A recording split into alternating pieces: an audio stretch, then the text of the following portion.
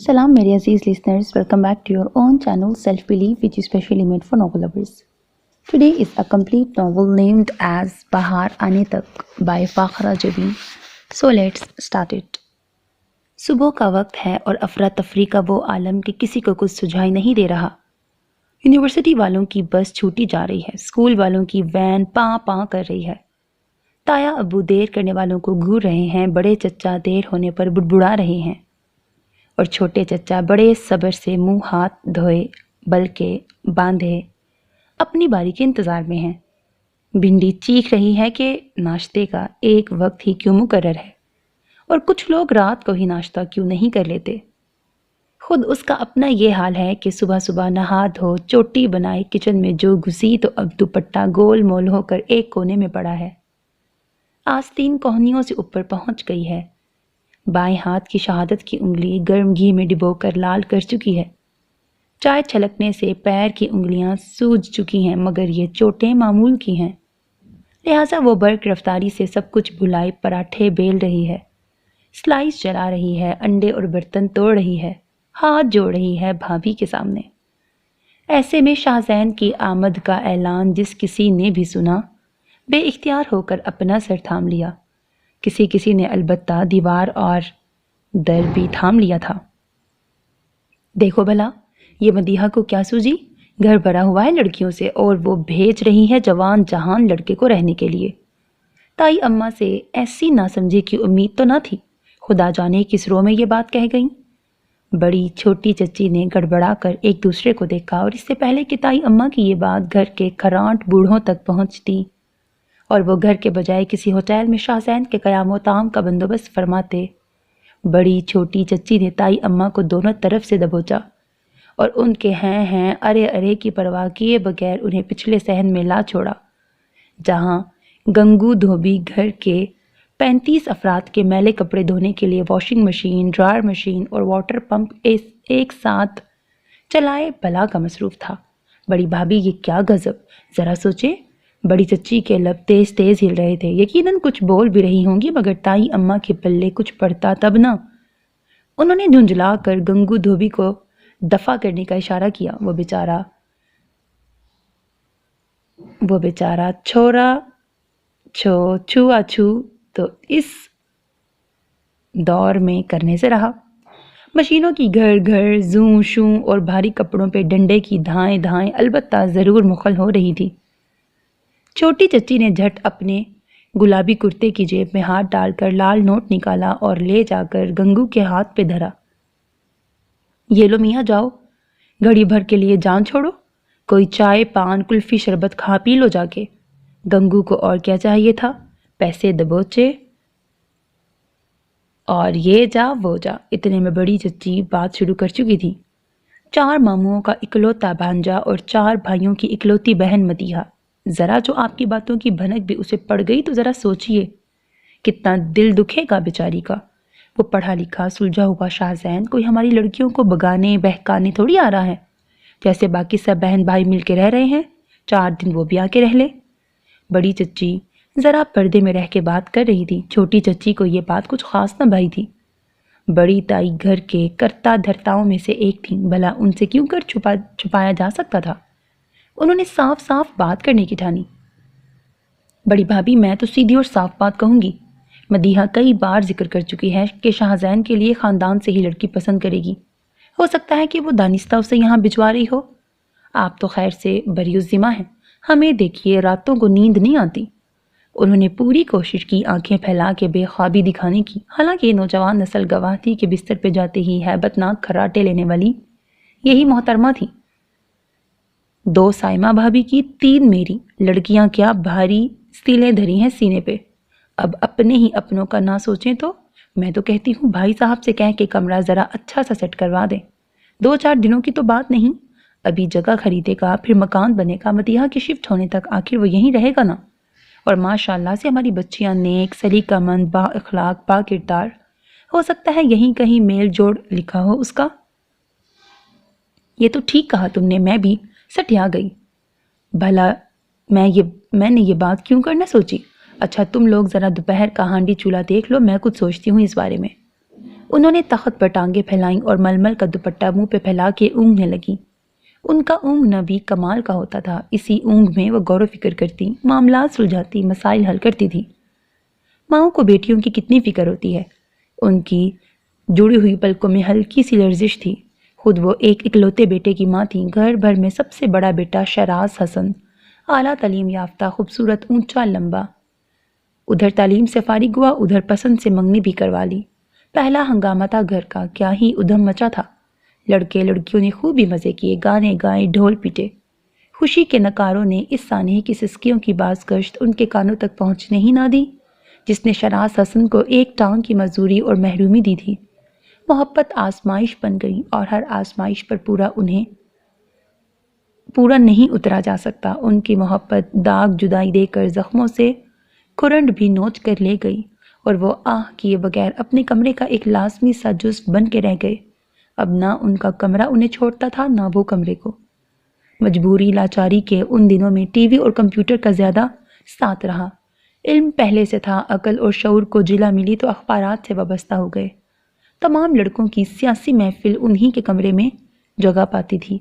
جن دنوں لڑکے اپنے امتحانات سے فارغ ہوتے ان کے کمرے میں خوب ہی رونق رہتی۔ چائے، تبصرے، گرما گرمی، کھیل تماشے، راز بھری باتیں، وہ گھر کے ہر فرد کے دوست تھے۔ اور اگر میں کہوں میرے بیٹے کے لیے خوشی کی کوئی کرن، امید کا کوئی جگنو، کوئی آسرا، کوئی سہارا دے دو تو شاید سائمہ اور عفت یہ بھاری سیلیں اپنے سینے سے ہٹانا کبھی پسند نہ کریں۔ تائی اماں نے کروٹ بدلی۔ جامن کے درخت پر طوطوں نے خوب ہی شور مچا رکھا تھا اور اس سے پرے شہتوت کے درختوں پر چڑیوں کی چوں چوں۔ بیٹیاں بھی تو چڑیوں کی مانند ہوتی ہیں، چہکتی لہکتی، پھر سے اڑ جانے والی۔ پانچوں بچیوں کے چہرے ان کی آنکھوں کے سامنے گھوم گئے۔ سائمہ کی بڑی بیٹی ارم تھی، ڈاکٹری کے آخری سال میں، دبلا پتلا جسم، لمبی چوٹی، سیاہ آنکھیں اور دودھ شہد سے بنی رنگت، خوش اخلاق اور مہربان ڈاکٹر، فرما بردار حد سے زیادہ۔ اس سے چھوٹی افشین تھی، گھنگریالے بال ہمیشہ کندھوں پہ گرائے رکھتی۔ اسے بس کاغذ، رنگوں اور تصویروں سے پیار تھا۔ آرٹ گیلریز میں اکثر آنا جانا رہتا تھا۔ بی ایس سی سے آگے نہ پڑھی، دوسروں کے معاملات میں دخل نہ دیتی اور اپنے معاملات میں دخل دینے نہ دیتی۔ رنگ روپ میں کسی سے بھی کم نہ تھی۔ عفت کی 3 بیٹیاں تھیں، زویا، اریبہ، فرح۔ فرح فیشن کی دلدادہ تھی، فربا جسم، سفید رنگت، بھرے بھرے ہونٹ، آنکھیں ذرا چھوٹی تھیں مگر کاجل میں ڈوبی رہنے سے بڑی بڑی لگتی تھی۔ گھر میں سب سے زیادہ کپڑے، خرچے اور نخرے اسی کے ہوتے تھے۔ اریبہ کم گو سی لڑکی تھی، مزاج سنجیدہ اور کسی حد تک تند تھا، اس لیے اسے کم ہی چھیڑا جاتا۔ شکل و صورت میں وہ بھی اچھی تھی، پلکیں لمبی لمبی اور خوبصورت تھیں، ایک ادا سے اٹھتی تھیں، سارا حسن قدرتی تھا، وہ خود کوئی تردد نہ کرتی تھی۔ زویا ایم اے کے آخری سال میں تھی، چلبلی طبیعت، شرارتی، لڑکیوں سے کم لڑکوں اور بچوں سے زیادہ بنتی تھی اس کی۔ بے فکری، خوشحالی اور تازگی اس کی طبیعت کا خاصہ تھا۔ سارا دن ٹی وی سے جڑی رہتی، بہت کام ہوتا تو یہ کہ میاں مٹھو کو بسکٹ ٹافیاں کھلا دیں، کلیاں توڑ کر چائے کی میز پہ سجا دی اور کبھی کچھ نہ سوجا تو ربڑ کی گیند لے کر ٹپ ٹپ سارے صحن میں گھما کرتی، 49 50 51 سامنے آنے والوں کو چیخے مار کر ہٹا دیتی، خود گھومتی گھامتی، کبھی کسی کرسی سے ٹکراتی، کبھی برآمدے کے ستونوں سے تو کبھی گملوں پر براجمان ہوتی۔ ایک بار زور کا ٹھپا لگا اور گیند اڑتی ہوئی تایا ابا کی چائے میں، تب گھر بھر سے ڈانٹ پڑی۔ گیند بلال بھائی کے قبضے میں چلی گئی۔ چند دن خوب ہی سکون رہا، پھر ایک روز جنون بڑھا تو سنگھاڑا جو صبح و شام گھر کی صفائی کے لیے آتا تھا چپکے سے اسے گیند تھما گیا۔ تب سے شام دوبارہ ٹپ ٹپ کی آواز سے آباد ہو گئی تھی۔ تائی اماں اونگتے ہوئے مسکرا رہی تھیں، وہ ان کی بھی لاڈلی تھی۔ گنگو شاید واپس آ گیا تھا۔ گھر گھر زوں شوں کی آوازیں سوچوں میں خلل پیدا کر رہی تھیں۔ انہوں نے ناگواری سے تکیے کے نیچے ہاتھ ڈالا، پھر یاد آیا پرس ان کی خوابگاہ کے تکیے تلے ہوتا ہے۔ لمبی سانس لے کے انہوں نے مندی مندی آنکھیں کھولیں اور پھر یکلخت ہی چونک اٹھی۔ ان 5 چہروں کے پیچھے سے ایک اور چہرے نے اپنی جھلک دکھلائی تھی، عظمیٰ نایاب عرف اوما۔ انہیں حیرت ہوئی، چھوٹی بڑی چچی کے ساتھ ساتھ انہوں نے خود بھی اسے یاد نہ رکھا تھا۔ کیوں؟ شاید اوما اس لسٹ میں کہیں تھی ہی نہیں، سب سے اوپر نہ سب سے نیچے۔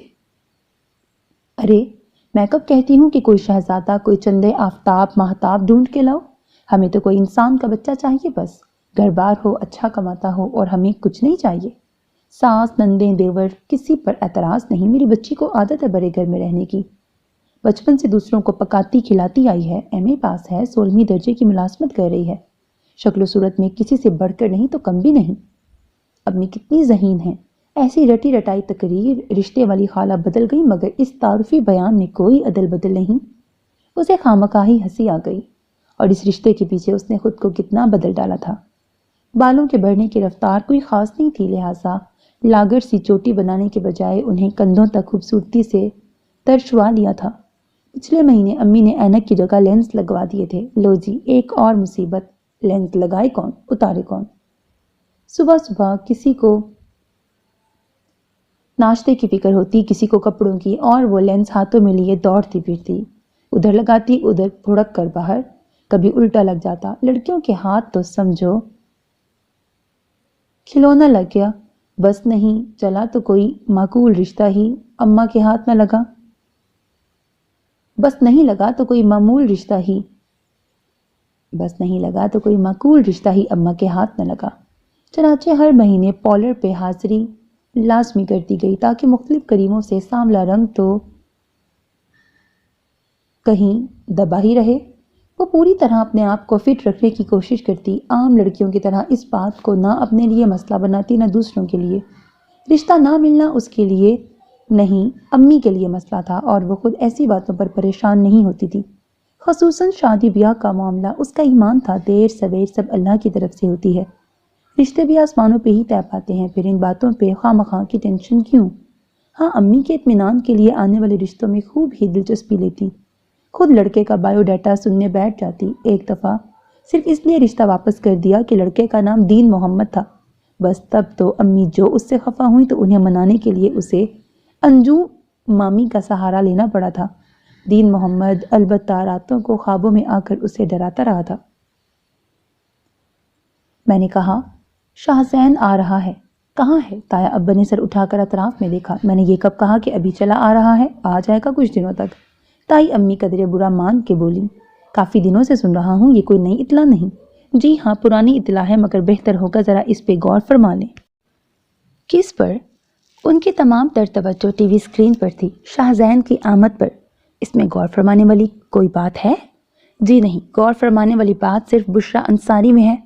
تائی اماں چٹک کر بولیں تو وہ سٹ پٹائے، ایک تو یہ عورت۔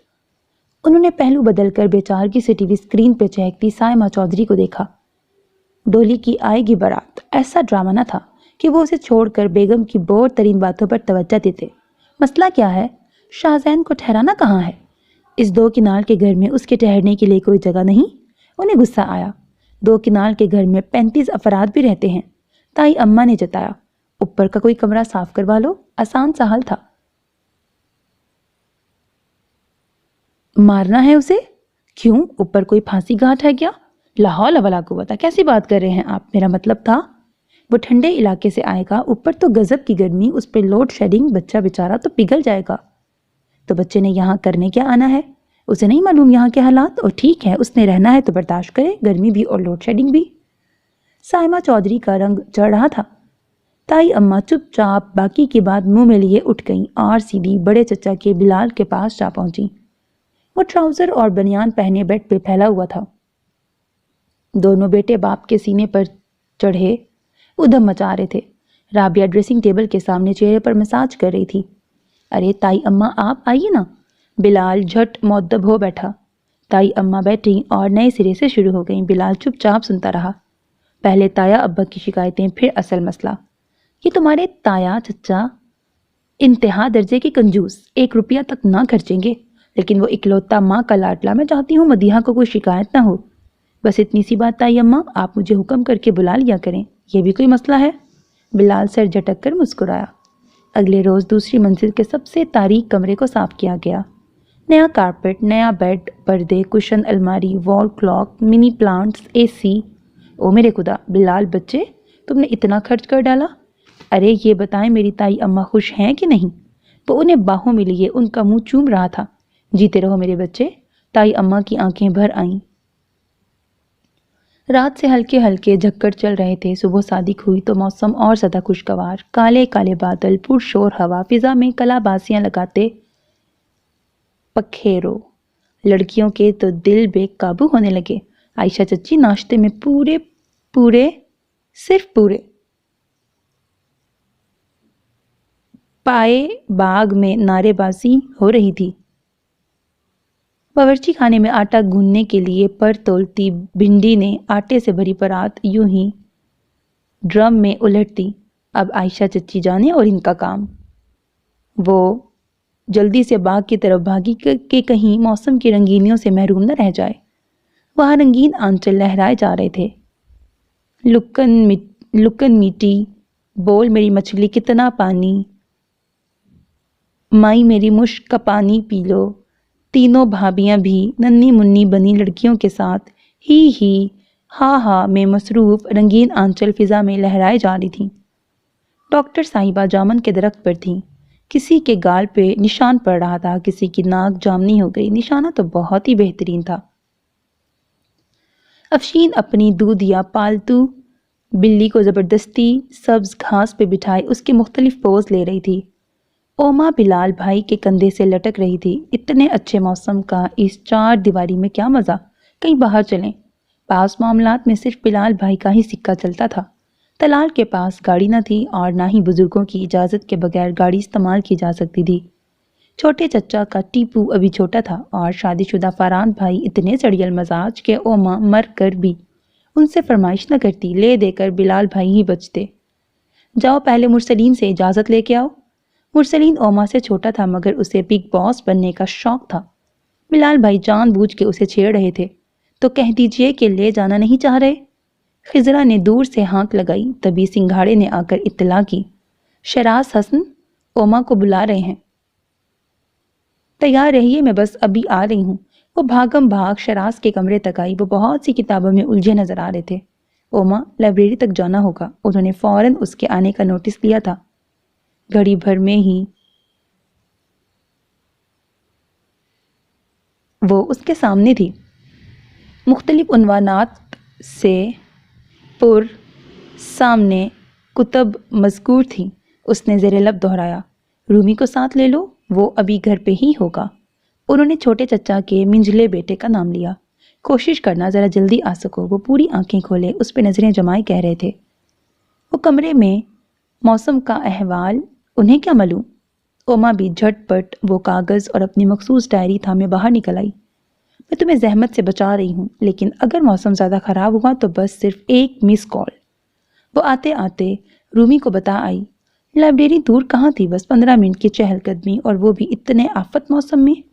وہ نہر کنارے کھلے بے تحاشا نارنجی رنگ والے پھولوں کے ساتھ ساتھ چلتی لائبریری تک پہنچ گئی تھی۔ اندر حبس تھا، لیکن وہ مستعد ہو چکی تھی۔ کتابوں کا ایک ڈھیر نکال کر وہ ایک مخصوص میز پہ جا پہنچی۔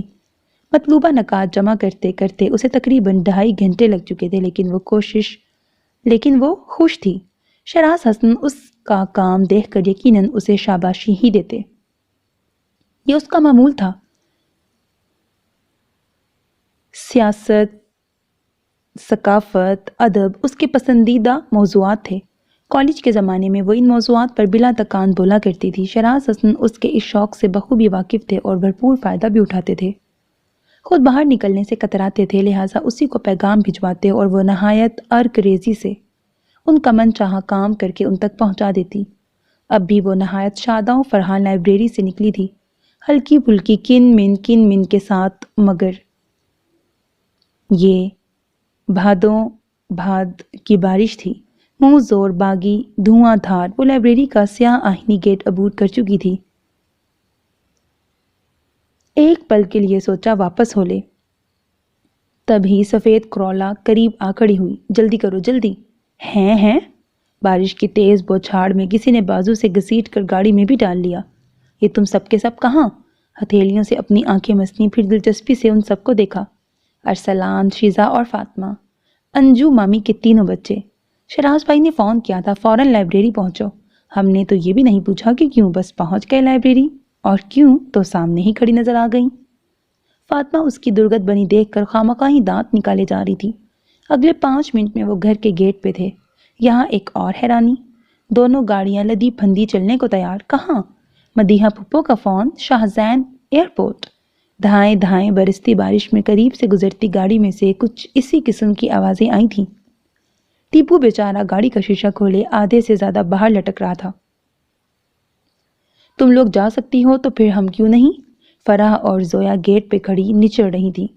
ان تینوں کو گاڑی میں بیٹھے دیکھا تو دونوں طرف سے دھاوا بول دیا، ارے ارے ہم تو۔ اوما چلائی مگر ارسلان بھی آج موڈ میں تھا، گاڑی سٹارٹ کی تھی۔ واپسی کا 2 گھنٹے کا سفر از حد بور ثابت ہوا تھا۔ لاہور جانا اور پھر مہمان کے بغیر واپس آنا، سارا سفر ہی بیکار۔ جاتے ہوئے جو کھانا پینا ہلا گلا ہوا، ایئرپورٹ پہ جا کے ماند پڑ گیا۔ لڑکیاں سمٹا کر گاڑی میں ہی بیٹھی رہیں۔ لڑکوں نے ایئرپورٹ کا کونا کونا چھان مارا۔ وہ حضرت شاہزین، اونچے لمبے گبرو جوان، فیس بک پہ 1000 بار کے دیکھے ہوئے، اب یہاں خدا جانے کون سا ماسک پہن کے آئے کہ کسی سے پہچانے نہ گئے۔ لڑکوں سے تو خوب ہی دوستی تھی، گپ شپ، مشورے، مشاورت، سانجھی دوستیاں۔ مایوس ہو کر گھر کے فون کھڑکائے گئے، جو اول تو ریسیو نہ ہوئے اور ہوئے تو حکم ملا کہ واپس چلے آؤ۔ ہیں ایسے کیسے بنا مہمان؟ وہ حیران تھے مگر واپس ہو لیے۔ سارا راستہ اونگتے سوچتے کوستے ہوئے گزرا۔ گھر میں داخل ہوئے تو بنڈی انہیں دیکھ کے ہنس ہنس کے لوٹ پوٹ ہوئی جا رہی تھی، ساتھ دینے کے لیے خضرا شانہ بشانہ۔ شاہزین بھائی سرپرائز دینا چاہتے تھے، مدیحہ پھپھو نے چوری چوری یہاں فون کر دیا۔ شاہزین بھائی کو کیا خبر، جہاز سے اترے، ٹیکسی کی اور سیدھے یہاں۔ بارش ختم، ہوا ختم اور سورج سوا نیزے پر۔ وہ تو جی گرمی اور حبس سے گوڈے گوڈے گھبرا گئے۔ گوڈے گوڈے بنڈی کا تکیہ کلام تھا، جو کسی بھی وقت کسی بھی جگہ فٹ ہو سکتا تھا۔ پہلے تو کالونی میں گھوم پھر کے گھر ڈھونڈا، چکر کھا کھو کے آخر یہاں پہنچے تو آگے سے گنگو ٹکر گیا۔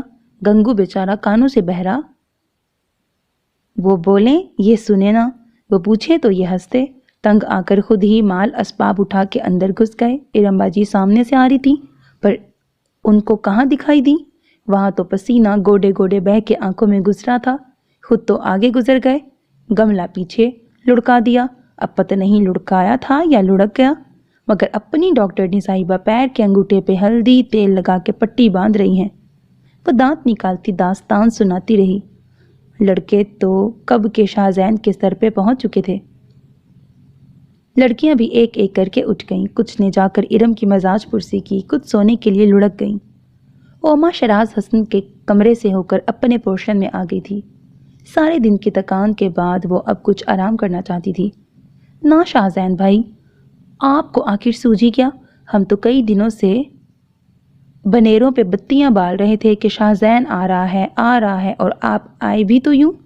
اور بیچاری ارم آپی کا کیا قصور، ابھی تک ہلدی تیل یہ خضرا تھی۔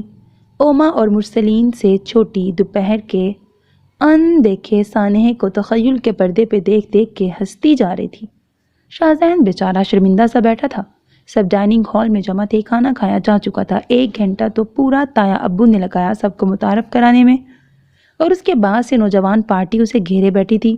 شاہزین غالباً 17-18 سال بعد آیا تھا اور فی الحال ذرا چپ چاپ بیٹھا ان کے ماحول کا جائزہ لے رہا تھا۔ سب لوگ عجب رنگوں کے تھے اور ہر رنگ اپنی جگہ منفرد نکھرا ہوا شوق۔ بات سے بات نکالتے تھے، فکرہ ابھی کہنے والے کے منہ میں ہوتا اور باقیوں کی ہنسی سٹارٹ۔ بہت سی بیتوکی باتوں کے درمیان بلال بھائی اچانک بڑی سنجیدگی سے کہتے، میری ایک بات ہمیشہ یاد رکھنا۔ ساری قوم اپنی بولتی بند کر کے ان کی طرف متوجہ ہو جاتی۔ کریم والے بسکٹ میں کریم ہوتی ہے لیکن ٹائیگر بسکٹ میں ٹائیگر نہیں ہوتا۔ ہاں ہاں ہاں۔ کبھی جھاڑو دیتے سنگھاڑا کو اچک کر لے آتے، وہ بھی شوقین مزاج، گہری سیاہ رنگت میں سفید دانت لشکارے مارتے تھے، شاید اسی لیے سنگھاڑا کہہ کے پکارا جاتا تھا۔ وہ کانوں پہ ہاتھ رکھ کر لمبی تان لگاتا، رحمت دا دریا الہی تے ہردم وگدا تیرا ہے، ایک قطرہ بخشے مینوں تے کم بن جاندہ میرا ہے۔ میاں محمد بخش کلام باہو، ہیر وارشا چل سو چل۔ مروا کے پھول ٹوٹ ٹوٹ کے گرتے بے آواز، چنبیلی مہکنے لگتی، وہ سب دم بخود بیٹھے رہتے۔ سنگھاڑے کی جوان آواز شام سمے کا دکھ روتی، کہیں احساس زیاں جگاتی، کہیں انجانا دکھ بھر دیتی۔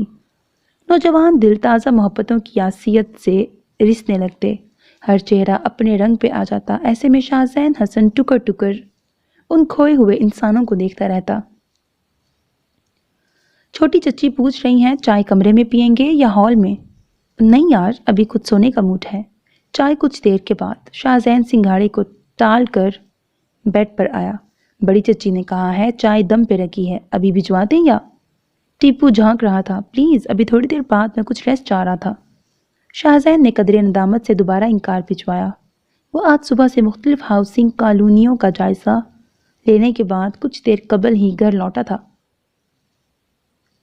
تھوڑی دیر بعد دروازے پر ایک بار پھر سے کھٹر پٹر ہوئی۔ چائے کچھ دیر بعد اس نے نعرہ لگایا۔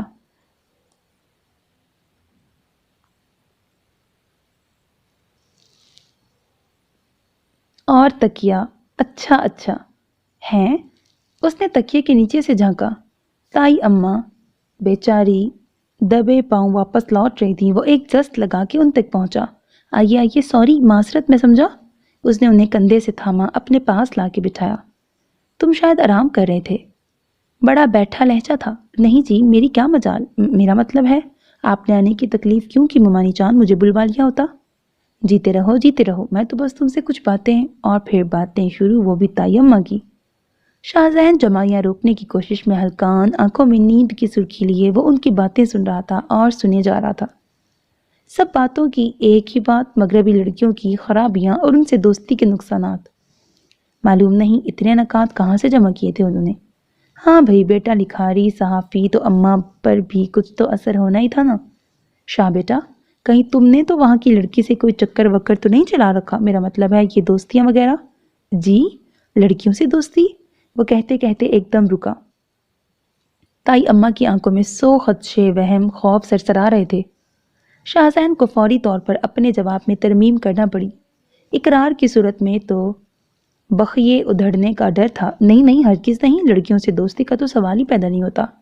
میں ایک پاکستانی گھرانے کا چشم و چراغ، میں اور ایسی حرکت، توبہ توبہ۔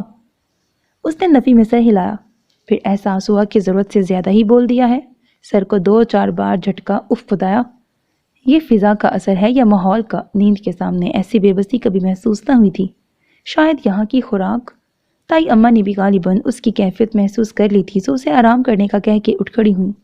پھر جاتے جاتے پلٹی۔ میں نے کہا اگر چائے؟ ضرور، کیوں نہیں، چائے بھجوا دیں، اشد ضرورت محسوس ہو رہی ہے۔ اور کچھ ہی دیر بعد ڈھیر سارے لوازمات کے ساتھ چائے پیتے ہوئے اس نے بہت سوچا، مگر یاد نہ آ سکا کہ وہ کس ریاست کا نواب تھا۔ یہ بڑی سی میز تھی اور انواع و اقسام کے کھانوں سے پر۔ رات کے کھانے کا وقت تھا۔ ٹیپو کی آنکھیں حیرت کے مارے کھل گئیں اور رومی کا منہ۔ یا الہی، یہ ماجرا کیا ہے؟ رومی نے آنکھوں ہی آنکھوں میں اشارے سے پوچھا۔ کچھ پڑھ کے پھونک رہے ہیں کھانے پر۔ سب کے ہاتھ کیوں بندھے ہوئے ہیں؟ ٹیپو نے سرگوشی کی۔ شاہ بھیا کا انتظار ہے، آدھا گھنٹہ قبل پیغام آیا تھا، آ رہا ہوں۔ اب معلوم نہیں کہیں بھول بھلائیوں میں کھو گئے یا چھکڑے پہ بیٹھ کر آ رہے ہیں۔ اوہ، رومی نے کھانے کی میز پر نظر دوڑائی۔ ہم لوگ شروع کرتے ہیں نا؟ وہ بھی نا، تینوں خواتین یک لخت ہی چلائیں۔ ٹیپو بیچارے کے ہاتھ سے چمچ چھوٹ کر دور جا گرا۔ مہمانوں کے بغیر کھانا کھانے کا رواج کب سے شروع ہو گیا ہمارے ہاں؟ انتظار کرو جیسے سب لوگ کر رہے ہیں۔ ٹیپو نے جھاڑ کھائی اور پھر اپنا سا منہ لے کے بیٹھ گیا، کیونکہ وہاں سبھی اپنا اپنا منہ لے کے بیٹھے تھے۔ ادھر شاہ زین صاحب گہری نیند سے بیدار ہو کر نہائے دھوئے، بال بنائے، سیڑھیوں سے نیچے اترے تو جدھر کچھ آوازیں آئیں ادھر کو ہو لیے۔ ابھی یہاں آئے ہوئے جمعہ 8 دن بھی نہ ہوئے تھے، نہ ہی سارا گھر گھومے پھرے تھے۔ پھر سبھی پورشن ایک سے، ہاں چھوٹا سا کوریڈور عبور کر کے بائیں جانب مڑے تو ماحول میں کچھ اجنبیت سی محسوس ہوئی۔ یہاں رات کی رانی اور چمپا کے ساتھ ساتھ مولسری کی خوشبو فضا میں حاوی تھی۔ ایک کمرے کی جالی دار کھڑکی سے روشنی چھن چھن کر باہر آ رہی تھی۔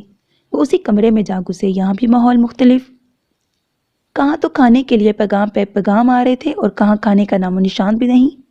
جنگ و جدل اور چیخم دھاڑ البتہ وہی تھی جو اس گھر کے ہر اس مقام پر دکھائی دیتی جہاں 2 یا 2 سے زیادہ افراد پائے جاتے تھے۔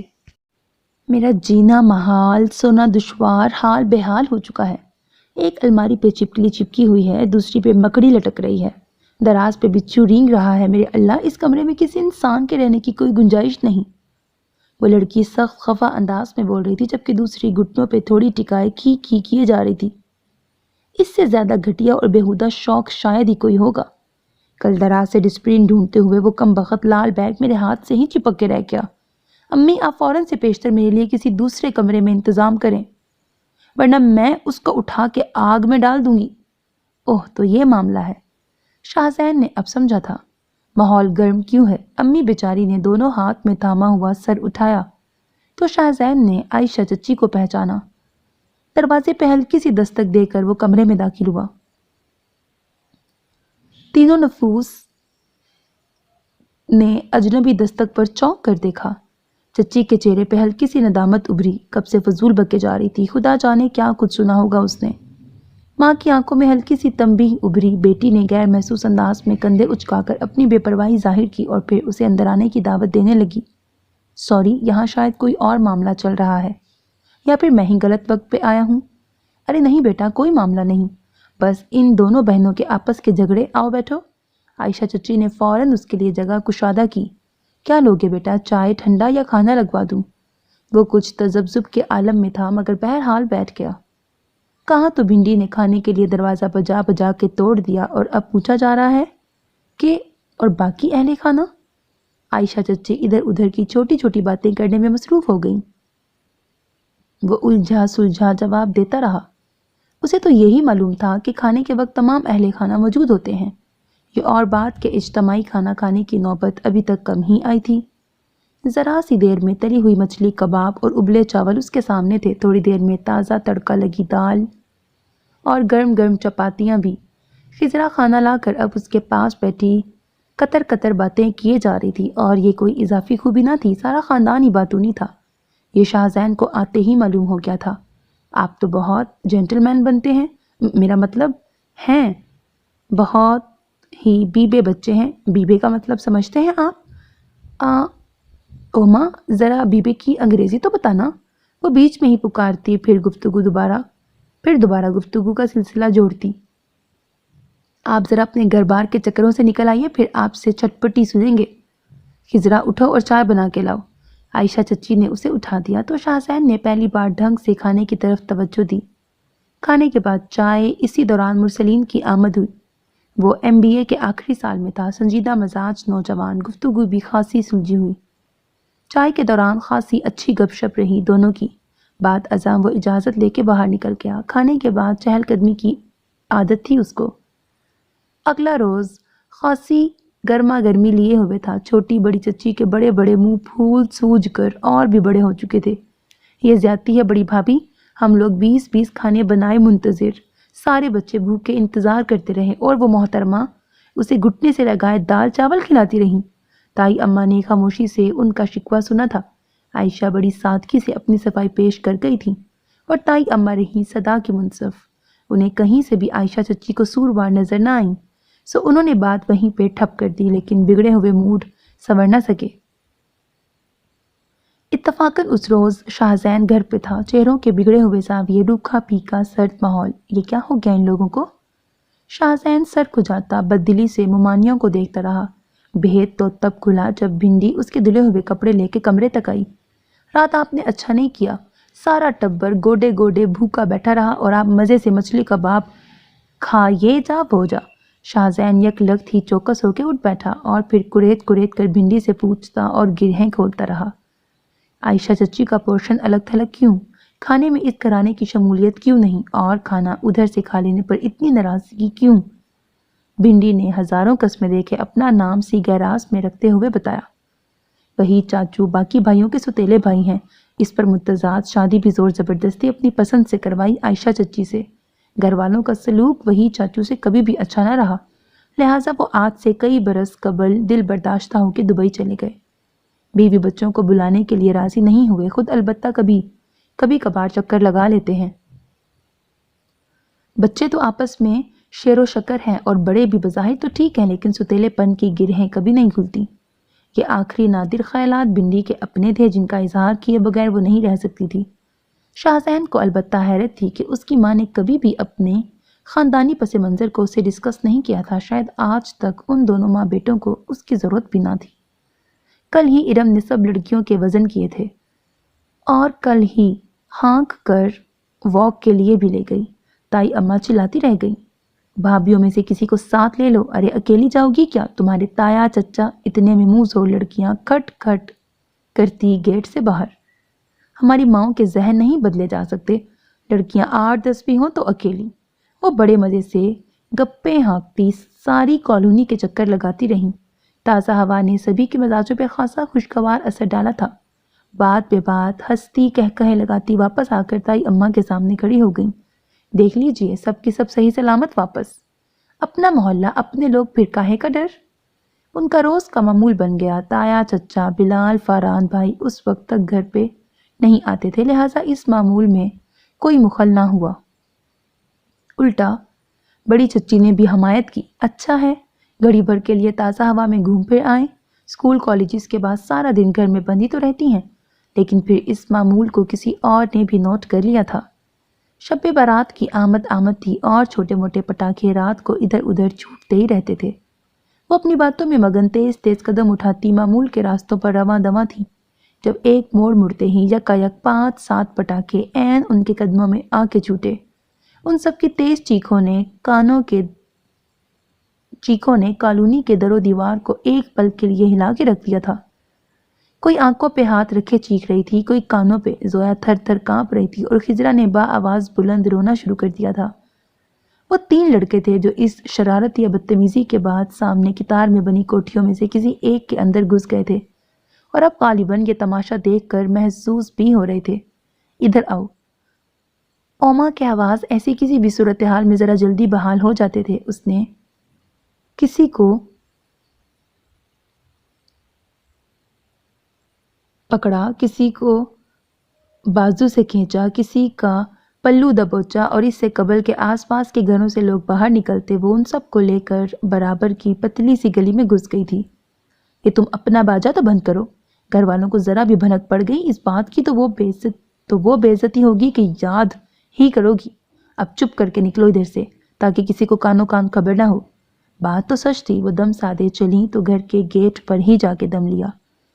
نیچے رکنے میں خطرہ تھا۔ وہ دبے پاؤں سیڑھیاں چڑھ کے اوپر چلی آئیں۔ ذرا دیر میں ہی چھت پہ ایک دائرے میں بیٹھی تھی سرتا میں۔ شکر کرو کہ آج بھنڈی ساتھ نہیں تھی، ورنہ وہ ڈھول ابھی تک بج رہا ہوتا۔ تائی اماں نے کسی خاص ڈش کی تیاری کے لیے اسے گھر پہ ہی روک لیا تھا۔ ناک اور آنکھوں میں ابھی تک دھواں گھسا ہوا۔ میرے پیروں پہ جلن ہو رہی ہے، لگتا ہے جل گئے ہیں، ارم کہیں نشان ہی نہ بن جائیں۔ فرا بے حد فکر مند تھی۔ شاہزین کا کمرہ خالی ہے، وہاں چل کے دیکھ لیتے ہیں۔ ارم دل ہی دل میں شرمندہ ہو رہی تھی۔ ناحق بیچاریوں کو ساتھ لے کر خوار کرتی رہی۔ شاہزین معمول کے مطابق اس وقت باہر گیا ہوا تھا، اس لیے وہ سب آزادی سے اس کے بیڈ پر ڈیرا ڈال کے بیٹھ گئیں۔ کسی نے صوفہ سنبھال لیا اور اس وقت سب سے معقول دکھائی دے رہی تھی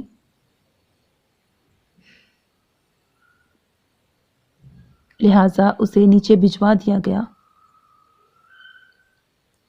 پتہ نہیں کون ایک نام ہے یہاں مٹا ہوا ہے، تو وہ اس وقت سب سے معقول دکھائی دے رہی تھی لہٰذا اسے نیچے بھجوا دیا گیا۔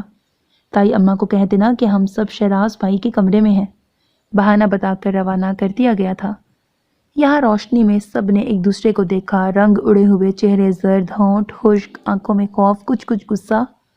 اوما کے لبوں سے ہنسی ایک فوارے کی صورت میں چھوٹی تھی اور پھر یکے بعد دیگرے سب کے کہے نکل گئے۔ اوئی امی جی، خضرا کی نقل اتاری گئی۔ ہائے میں مر گئی، ہائے میں مر گئی کہہ کے ڈانس کون کر رہا تھا؟ فرا کو چھیڑا گیا۔ اف خدایا، لگتا ہے ایک پٹاخہ افین کے بالوں میں چھوٹا تھا۔ اس کے گھنگریالے بال بے تحاشا بکھرے پڑے تھے۔ اتنے دنوں کی واک نے بھی کوئی اثر نہیں ڈالا۔ موٹیوں کو کھینچ کر میرے نازک بازو جواب ہی دے گئے۔ اف خدایا، میں کتنی ذہین واقعہ ہوئی ہوں۔ اگر بر وقت تم لوگوں کو وہاں سے نکال کر نہ لے آتی تو ابھی تک ہم وہاں لوگوں کے نرگے میں پھنسے ہوتے اور اس کے بعد تایا چچاؤں کی پیشیاں بھگت رہے ہوتے۔ یہ سب کیوں ہوا؟ کیسے ہوا؟ کس نے کیا؟ کس کی اجازت سے ہوا؟ اوما ناک پہ اینک جمائے بالکل تایا ابو ہی لگ رہی تھی۔ ہاں تو پھر بتائیں نا، کیا، کیوں، کب اور کیسے؟ کوئی اس کے عین سامنے دونوں ہاتھ سینے پہ باندھے کھڑا تھا۔ اوئی ماں، آپ کہاں سے نکل آئے؟ اوما نے گڑبڑا کر सखियों को देखा। शाह साहब, मेरा मतलब है शाहजैन भैया, आप तो इस वक्त बाहर नहीं होता। आज शहजादियां महल में वक्त से पहले पहुंच गईं और जाहिर है कि खैरियत नहीं रही।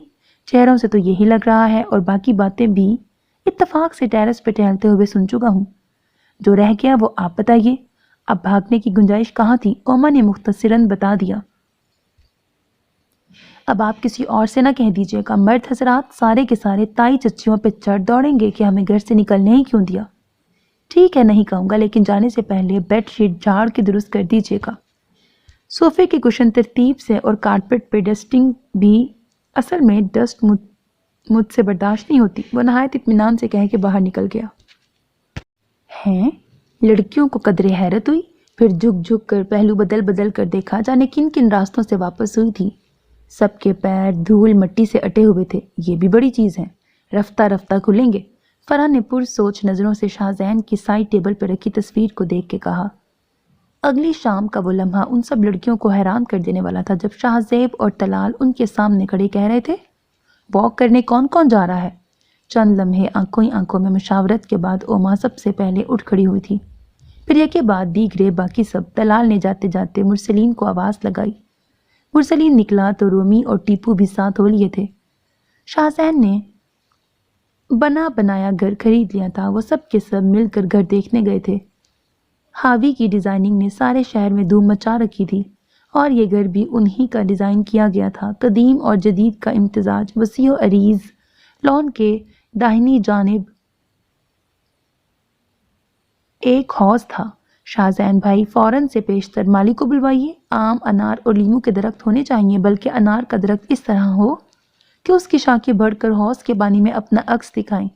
और जब मैं यहाँ आया करूँगी ना, तो हौज किनारे बैठकर उदास नस्लें और आंगन पढ़ा करूँगी। ओमा अपनी राय के इजहार और मुफ्त मशवरे देने में कभी कंजूसी नहीं करती थी। हौज में सफ़ेद बतखें होनी चाहिए। ये मुतालबा भी पेश कर दो। फरा ने हल्का सा तंज किया। वो कमी तो तुम्हारे आने से पूरी हो जाया करेगी, ओमा के बजाय जोया ने जवाब दिया। और यहाँ पर एक बुक शेल्फ होनी चाहिए, और उधर ग्लास वॉल के बाईं जानिब स्टीरियो पड़ा हो ताकि बरसती हुई बारिश में यहाँ बैठकर जगजत, नूर जहां और नुसरत फतेह अली खान की गज़लें सुनी जा सकें। ओमा के लहजे में जो बात सबसे पहले महसूस की जा सकती थी वो उसका खरापन था। किसी भी खोट बनावट से आरी साफ सुथरा लबो लहजा, जिससे किसी भी जज्बे को अखज़ नहीं किया जा सकता था। शाहजैन बेहद दिलचस्पी और शौक से उसे सुन रहा था, और ऐसे ही जज्बे और लगन में 24 जीने पे हाथ रखते हुए बेख्तियार उसके मुंह से निकला था, अगर ये मेरा घर होता तो मैं यहाँ। तो शाहजैन ने फरा और अरीबा के साथ अफशीन के चेहरों के बिगड़े जावियों को बखूबी महसूस किया था। बिल्ली को चिचड़ों के ख्वाब। किसी ने हल्की सी सरगोशी की और फिर बुलंद कहा। ओमा ने कदरे चौंक कर उन सबको देखा। उसका ध्यान बटाने की लाशौरी कोशिश के तौर पर शाहजैन ने उसे जीने से ऊपर जाने की पेशकश की, लेकिन वो ओमा थी, उन्हीं लोगों में पैदा हुई, उन्हीं में पल कर जवान हुई थी। वो बिना सुने बता सकती थी कि क्या कहा गया और किस मफहूम में कहा गया। शाहजैन ने उसके चेहरे का रंग एक पल के लिए बदलता महसूस किया, मगर दूसरे लम्हे वो बिल्कुल नॉर्मल हो चुकी थी। मैं सिर्फ अपना बेडरूम डेकोरेट कर रहा हूँ, बाकी सब काम वालदा मोहतरमा खुद आके करेंगी। मेरी और उनकी चॉइस बहुत डिफरेंट है। शाहजैन कह रहा था, उनका इंतज़ार क्यों, आप ओमा से हेल्प ले लें, ये बेहतरीन होम डेकोरेटर साबित होगी। कहने वाली ने जाने किस अंदाज से कहा था, लेकिन ओमा ने नहायत खुशदिली से जवाब दिया था, हाँ ज़रूर, क्यों नहीं। शबानुल मौसम का आखिरी अशरा शुरू होने की देर थी कि ताई अम्मा सुस्ती और बीमारी के सारे चोले उतार रमज़ानुल मुबारक की तैयारियों के लिए हट्टी कट्टी हो बैठी। बंद पेटी खुलवाई गई, जो साल के साल बस रमज़ानुल मुबारक में ही खुलती थी। फ़नाइल की खुशबू में डूबे तकिए, चादरें, कुशन निकाले गए। सफ़ेद चादरें एक बार फिर नीम गर्म पानी में डिबो के निकाली गईं। हॉल कमरा, जहाँ सारे इस ज़माने के लड़के लड़कियाँ बच्चे अपना अपना उधम मचाए रखते थे, खाली करा लिया गया। सिंगाड़े ने खूब ही रगड़ कर फर्श धोया, फिनाइल में भिगो के पोछे मारे। अलमारियाँ साफ़ की गईं। यहाँ कुरान पाक, सिपारे, तस्बीहात, जाए नमाज, खजूर की गुठलियों से भरे प्याले, अतर, اگربتیاں سج گئیں، دیوار سے دیوار تک صاف ستھرا دبیز قالین بچھایا گیا، چادریں تکیے کشن عین وقت پر رکھے جانے تھے۔ لیجئے یہ کمرہ عبادت کے لیے تیار، اب مہینہ بھر عورتیں یہی نماز با جماعت ادا کریں گی، یہی تراویح ہوں گی۔ ماہ رمضان میں بچوں کو ادھر ادھر گپیں لگانے کھیلنے کی اجازت نہیں تھی۔ تائی اماں یا چچی انہیں اپنی نگرانی میں بٹھا لیتی اور وہ نہایت شوق سے کھجور کی گٹھلیاں لے کر ذکر و اذکار میں مصروف رہتے۔ باورچی خانے کا انتظام عائشہ چچی کے سپرد تھا۔ وہ سودا سلف لانے کے لیے ایک ایک کو پکڑتیں۔ اس بار شاہ زین نے انہیں فکر مند دیکھا تو مزے سے انہیں گاڑی میں بٹھا کر یہ جا وہ جا۔ لڑکیوں کا خیال تھا کہ جب موصوف ادمویہ ہو کے لوٹیں گے تو ان کی خوب ہی درگت بنائی جائے گی، مگر خلاف توقع شاہ زین خاصا حشاش بشاش واپس آیا تھا۔ اس کے لیے یہ تیاریاں نئی مگر بہت دلچسپ ثابت ہو رہی تھیں۔ اوما نے 2 دن سے اپنی شکل نہ دکھائی تھی۔ سحری اور افطاری کی ابتدائی تیاریاں لڑکیوں کے ذمہ تھیں اور لڑکیوں میں سے اوما کو باورچی خانے سے اس قدر لگاؤ تھا کہ باقیوں کی بس چھٹی۔ دہی بڑوں کے لیے ماش اور مونگ کی دال پسوا کر رکھ لی ہے۔ کباب تیار ہو کے فریزر میں پہنچ گئے۔ میکرونیز اور چکن رول کا مسالہ تیار، املی کی چٹنی بن گئی، کیچپ بازار سے آ گیا۔ اب اگر کسی اور چیز کے لیے کسی کو تکلیف ہو تو وہ خود ہاتھ پیر ہلا سکتا ہے۔ پہلے روزے سے 2 دن قبل نماز مغرب کے فوراً بعد اعلان کرتے ہوئے وہ دھپ سے فرا کے بیڈ پہ جا گری تھی۔ ہیں؟ آپ کے ہاتھ پاؤں اسی میں جواب دے گئے کیا؟ حیرت بھری آواز پر وہ سٹ پٹا کے اٹھی۔ شاہ زین مناسب جگہ نہ ملنے پر کونے کے سٹول پہ اٹکا ہوا تھا، ٹانگیں البتہ طلال کی گود میں تھی۔ ارے آپ بھی یہیں پائے جاتے ہیں؟ اس نے غیر محسوس انداز میں دوپٹہ کھینچ کر پھیلایا جو آتے کے ساتھ ہی بیڈ پہ اچھال دیا تھا۔ جی ہاں، خوش قسمتی سے یہاں چھوٹے بڑے سبھی پائے جاتے ہیں، طلال نے فکرہ بنایا۔ شاہ زین کا کہا، اور آپ کی اس بات کا کیا مطلب ہوا بلا؟ وہ سیدھی ہو بیٹھی۔ 150-200 کباب کا قیمہ پیس کر اور پھر کباب بنا کر دکھائیے تو مانے، اتنی ڈھیر ساری تو سبزیاں ہی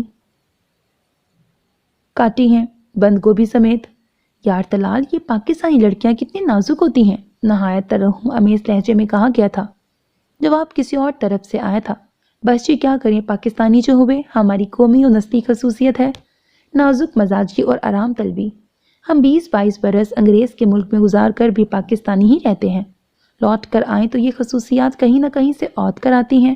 پھر ہم جوتے سنگھاڑے سے رگڑواتے ہیں، رومال جرابیں گنگو کے سر پہ دے مارتے ہیں، ناشتہ 12 بجے اپنے موڈ کے مطابق بنواتے ہیں، دوپہر کے کھانے اور شام کی چائے کے لیے چچی تائیوں کی دوڑیں لگواتے ہیں، اور رات گئے تک گھر بھر کو کھانے کی میز پہ انتظار کرواتے ہیں، اور پھر کوئی سچی بات کہے تو برداشت بھی نہیں کر سکتے اور نیلے پیلے لال ہونے لگتے ہیں، کیونکہ ہم پاکستانی ہیں اور پاکستانی تو ہوتے ہی نازک مزاج ہیں۔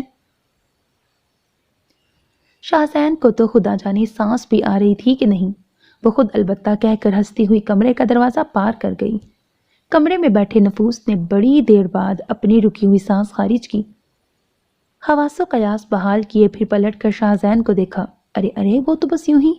شاہ زین کو لب بھیجے اپنی جگہ سے اٹھتے دیکھ کر لڑکیاں اپنی جگہ بوکھلائیں۔ طلال اور ٹیپو منہ چھپائے ہنسی روک رہے تھے۔ شاہ زین دھپ دھپ زمین پر پاؤں مارتے کمرے سے باہر نکل گیا۔ کتنی بدتمیز ہے یہ اوما۔ فرا کا دل اس قدر دکھا کہ بس رونے والی ہی ہو گئی۔ کسی بھی خوبصورت اور ڈیشنگ بندے کی اس قدر بے عزتی کم از کم اس کی برداشت سے باہر تھی، خصوصاً اس وقت جب وہ بندہ کنوارا ہو اور رشتے کی تلاش میں بھی ہو۔ حد کر دی بھئی، یہ کوئی طریقہ ہے بات کرنے کا؟ یہ اریبہ تھی، زیادہ ہی بد دماغ اور بد مزاج ہے یہ لڑکی۔ ایک اور رائے، وہ مہمان ہے اس گھر میں، اسے اتنی اجازت کس نے دی ہے کہ؟ اور بس بات کمرے سے نکل کر برآمدے تک، برآمدے سے باورچی خانے اور یہاں سے کھڑکی پھلانگ کر سیدھی عائشہ چچی تک۔ پھر جو اوما کی مزاج پرسی ہوئی وہ پہلے تو ہکا بکا رہ گئی، پھر ہکلائی، منمنائی اور آخر میں غصے میں آ گئی۔ یہ ایک انتہائی معمولی سی بات ہے اور اسے اتنا بڑھاوا دینے کی قطعاً ضرورت نہیں، مگر اس وقت تو امی کے اندر تائی چچیوں کی روح سمائی ہوئی تھی جو تڑپ رہی تھی، پھڑک رہی تھی، اور پھڑکتی بھی کیوں نہ۔ محترم شاہ زین حسن نے سنگھاڑے کو اپنے جوتے پالش کرنے سے سختی سے منع کر دیا تھا۔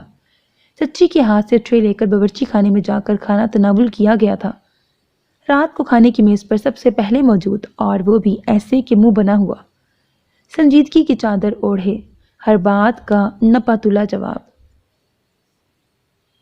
زودے رنج لڑکیوں کے دل تو رنجیدہ تھے، مائیں بھی اس کا موڈ بحال کرنے میں ہلکان ہوتی رہیں۔ یہ اوما کچھ دنوں سے نظر نہیں آ رہی؟ شہراز حسن نے اچانک ہی سر اٹھا کر رومی سے پوچھا۔ ان کا ٹیبل لیمپ رات جلتے جلتے اچانک ہی بند ہو گیا تھا۔ رومی اسی کے آپریشن میں مصروف تھا۔ اوما آپی اور گھر والوں کے درمیان کچھ ناراضگی چل رہی ہے آج کل، کیوں؟ وہ ذرا چونکے۔ جواباً رومی نے ساری کتھا کہہ سنائی، وہ بھی نہایت دلچسپ پیرائے میں۔ شاہ بھیا نے اپنی دانست میں صرف چھیڑا تھا، یہ نہیں دیکھا کہ کس کو چھیڑا ہے۔ انہوں نے کچھ کہا، اوما آپی نے جواباً بہت کچھ کہا، لیکن کہہ کر جانا کہاں تھا؟ سارا گھر ہاتھ دھوئے بغیر ان کے پیچھے پڑ گیا۔ عائشہ چچی نے ناک میں دم کر رکھا ہے کہ جا کے شاہ سے معافی مانگو۔ اب یہ ہو تو ہو کیسے؟ اوما آپی اور معافی تلافی؟ سورج تو ابھی مشرق سے ہی نکلتا ہے نا بھیا۔ رومی ہنس رہا تھا۔ شہراز حسن سنجیدہ تھے۔ نہیں، ایسی تو کوئی بات نہیں، اگر وہ غلطی پر ہو تو بہت جلدی تسلیم کر لیتی ہے، لیکن اگر وہ اپنی دانست میں ٹھیک ہے تو پھر واقعی اسے مجبور نہیں کیا جا سکتا۔ بات تو مذاق میں ہی ہوئی تھی، پھر نہ جانے کیوں اتنا بڑا ایشو بنا لیا گیا۔ رومی بار بار سوئچ آن آف کر کے لیمپ چیک کر رہا تھا۔ ایشو اس لیے بنا رومی کہ یہ باتیں عظمیٰ نایاب نے کہی ہیں، کسی اور نے کہی ہوتی تو صرف مذاق ہی کہلاتی۔ مان لو کہ آج بھی وہی چاچو کی اولاد کو اس گھر میں دوسرے درجے کا فرد سمجھتے ہیں، اور یہ تینوں بچے نہایت خودداری اور آہنی ارادوں سے اپنی دو نسلوں کی غلطی بھگت رہے ہیں۔ میں سمجھا نہیں۔ رومی ان کے قریب آ بیٹھا۔ دیکھو، پہلی غلطی داد صاحب نے کی تھی۔ گاؤں کی انتہائی سادہ مزاج عورت کو ایک نہایت با اثر اور معمول گھرانے کی عورت کے مقابل لائے، اور پھر تا عمر چاچو کے حقوق غصب ہونے کا تماشا دیکھتے رہے۔ دوسرا غلط قدم وہی چاچو کا تھا جنہوں نے اپنی ماں کی سگی بھانجی کو زندگی کا ساتھی تو بنایا، لیکن انہیں خاندان میں مناسب مقام دلوانے میں ناکام رہے۔ الٹا سارے مسئلوں سے جان چھڑانے کو کوسوں دور جا بیٹھے۔ اور میں جانتا ہوں رومی، اس سارے عرصے کے اچھے اور برے وقت کا عظمیٰ نے کس حوصلہ مندی اور جرأت سے سامنا کیا ہے۔ وہ سب کے ساتھ ہنستی بولتی کھیلتی ہے، لیکن اس کی آنکھوں میں کبھی سوچ اور فکر کی تحریر پڑھنا، وہ تمہیں اپنی عمر سے کئی گنا بڑی نظر آئے گی۔ میرے کمرے کی کھڑکی اس کے آنگن میں کھلتی ہے۔ میں نے عائشہ چچی کو سوتے اور اسے رات رات بھر جاگ کر ٹہلتے ہوئے دیکھا ہے۔ اس کا ضبط، اس کا ظرف باکمال ہے۔ کہنے والے کو پلٹ کر جواب نہیں دیتی، جذب کر لیتی ہے، اور ایسے لوگ بہت عظیم ہوتے ہیں۔ آپ اتنا زیادہ جانتے ہیں اوما آپی کو؟ رومی کو از حد حیرت ہوئی تھی۔ ہاں، یہ لڑکی مجھے بہت عزیز ہے۔ میرے ساتھ جو حادثہ ہوا اس کے بعد مجھے بہلانے کی سب سے زیادہ کوششیں اوما نے کی، اور میں نے اس کی عزت نفس کے مینار بلند کرنے کے لیے اپنے ہر دکھ کی سانجھ اس سے کی۔ میں اپنے کام کے معاملے میں اوما پر بہت زیادہ بھروسہ کرتا ہوں، کیونکہ اس کی ذہانت چولہے چوکی سے کہیں بڑھ کے ہے۔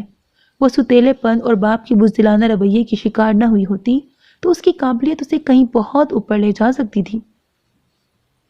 شہراز بھائی، اس گھر کے بڑے آپ کا کہا مانتے ہیں، پھر آپ نے ان کے لیے کوئی کوشش نہیں کر سکا؟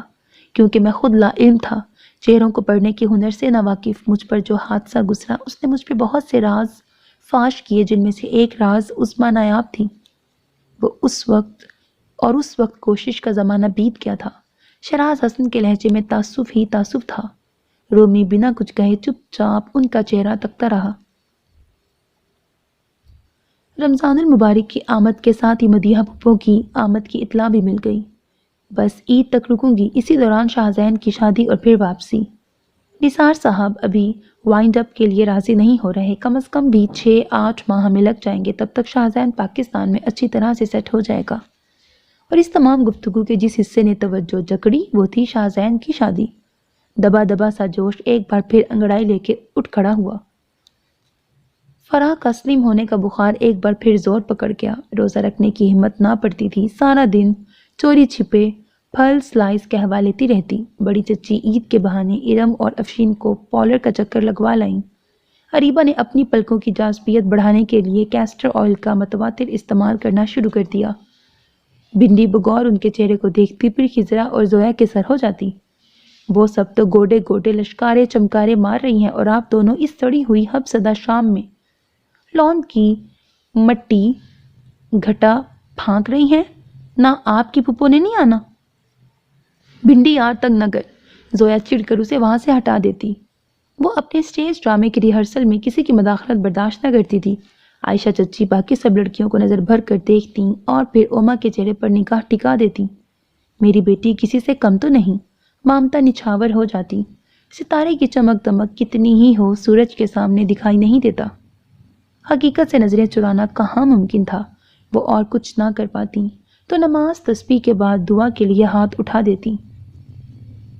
یا اللہ، میری بیٹی کے بھاگ نصیب اچھے لکھتے، سب سے خوبصورت قسمت۔ اس نے بہت کچھ کھویا، اپنے شوق خواہشات اب اسے مالا مال کرتے وہی تھے جو اس کے حق میں نیک اور بہتر ہو۔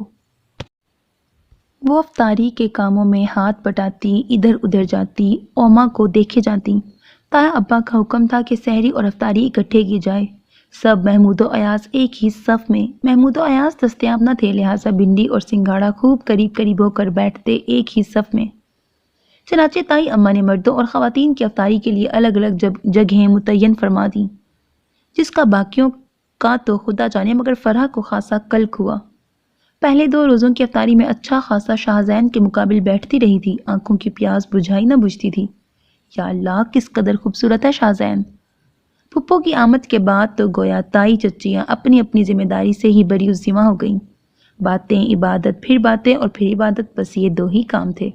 عید کے لیے کپڑوں کی خریداری بھابھیوں کے سپرد تھی اور بھابھیوں کے بغیر لڑکیاں بازار جانے کا سوچ بھی نہ سکتی تھیں۔ رابعہ اور بخت بھابھی ہر روز ایک پارٹی کو ساتھ لے کے نکل جاتی۔ فرحان بھائی کی بیگم نائمہ کی گود میں 2 ماہ کا سائن تھا، لہٰذا وہ گھر میں بچوں کی نگرانی کرتی۔ انہی دنوں انجو مامی نے ایک شام افطاری کی دعوت دے ڈالی، لڑکیوں کی تو چیخیں ہی نکل گئیں۔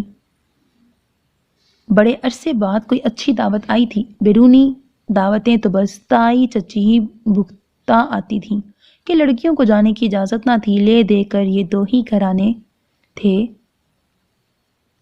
تو ایسی خوشی کی جھلک دکھلاتے تھے۔ ایک انجو مامی، جن کی دعوت کبھی کبھار لیکن نہایت اعلیٰ پائے کی ہوتی تھی۔ وہ کانوینٹ سے پڑھی تھی، اس زمانے میں جب کانوینٹ کے طلبہ و طالبات اپنی شائستہ انگریزی اور اکڑی ہوئی گردن کی وجہ سے کسی بھی تعلیمی ادارے میں دور سے پہچانے جا سکتے تھے۔ پرائیویٹ کالجز اور سکولز کا ان دنوں ایسا رواج نہ تھا۔ میٹرک کے بعد ہر ادارے کے طالب علم گورنمنٹ کالج میں ہی پائے جاتے تھے اور یہاں کانوینٹ زدہ طبقے کا توتی بڑھ چڑھ کے بولتا تھا اور انجو مامی کا توتی ابھی تک بولتا تھا الف تا یہ انگریزی۔ اور اس انگریزی کے متاثرین میں تائی چچیوں کے ساتھ ساتھ بھنڈی بھی شامل تھی۔ جب دیکھو گوڈے گوڈے انگریزی۔ چھوٹی چچی تو انہیں دیکھتے ہی کسی نہ کسی کام میں مشغول ہو جاتی۔ اب کون بیٹھ کر ان کے ساتھ دماغ کھپائے؟ حال بھی پوچھو تو جواب آئے گا اللہ شکر۔ منہ بھی نہیں تھکتا ان کا۔ انجو مامی کے 3 ہی بچے تھے، شیزا، ارسلان اور فاطمہ۔ ارسلان جیولوجی میں ایم فل کر رہا تھا، پھر صرف اور صرف انجو مامی کے کہنے پر، ورنہ یار دوست تو کب کے ملازمت سے وابستہ ہو چکے تھے۔ وہ برملا کہا کرتا تھا میری ماں پاگل ہے، پی ایچ ڈی سے پہلے تمہیں چھوڑوں گی نہیں میں۔ فاطمہ کی اردو از حد کمزور تھی۔ اسے آج تک معلوم نہ ہو سکا کہ ناک اخبار اور میز ہوتا ہے یا ہوتی ہے۔ ارسلان نے اسے چیلنج کیا ہوا تھا، قسم سے فاتی ایک بار اردو میں پاس ہو کے دکھا دے، پورا 1000 تیرا۔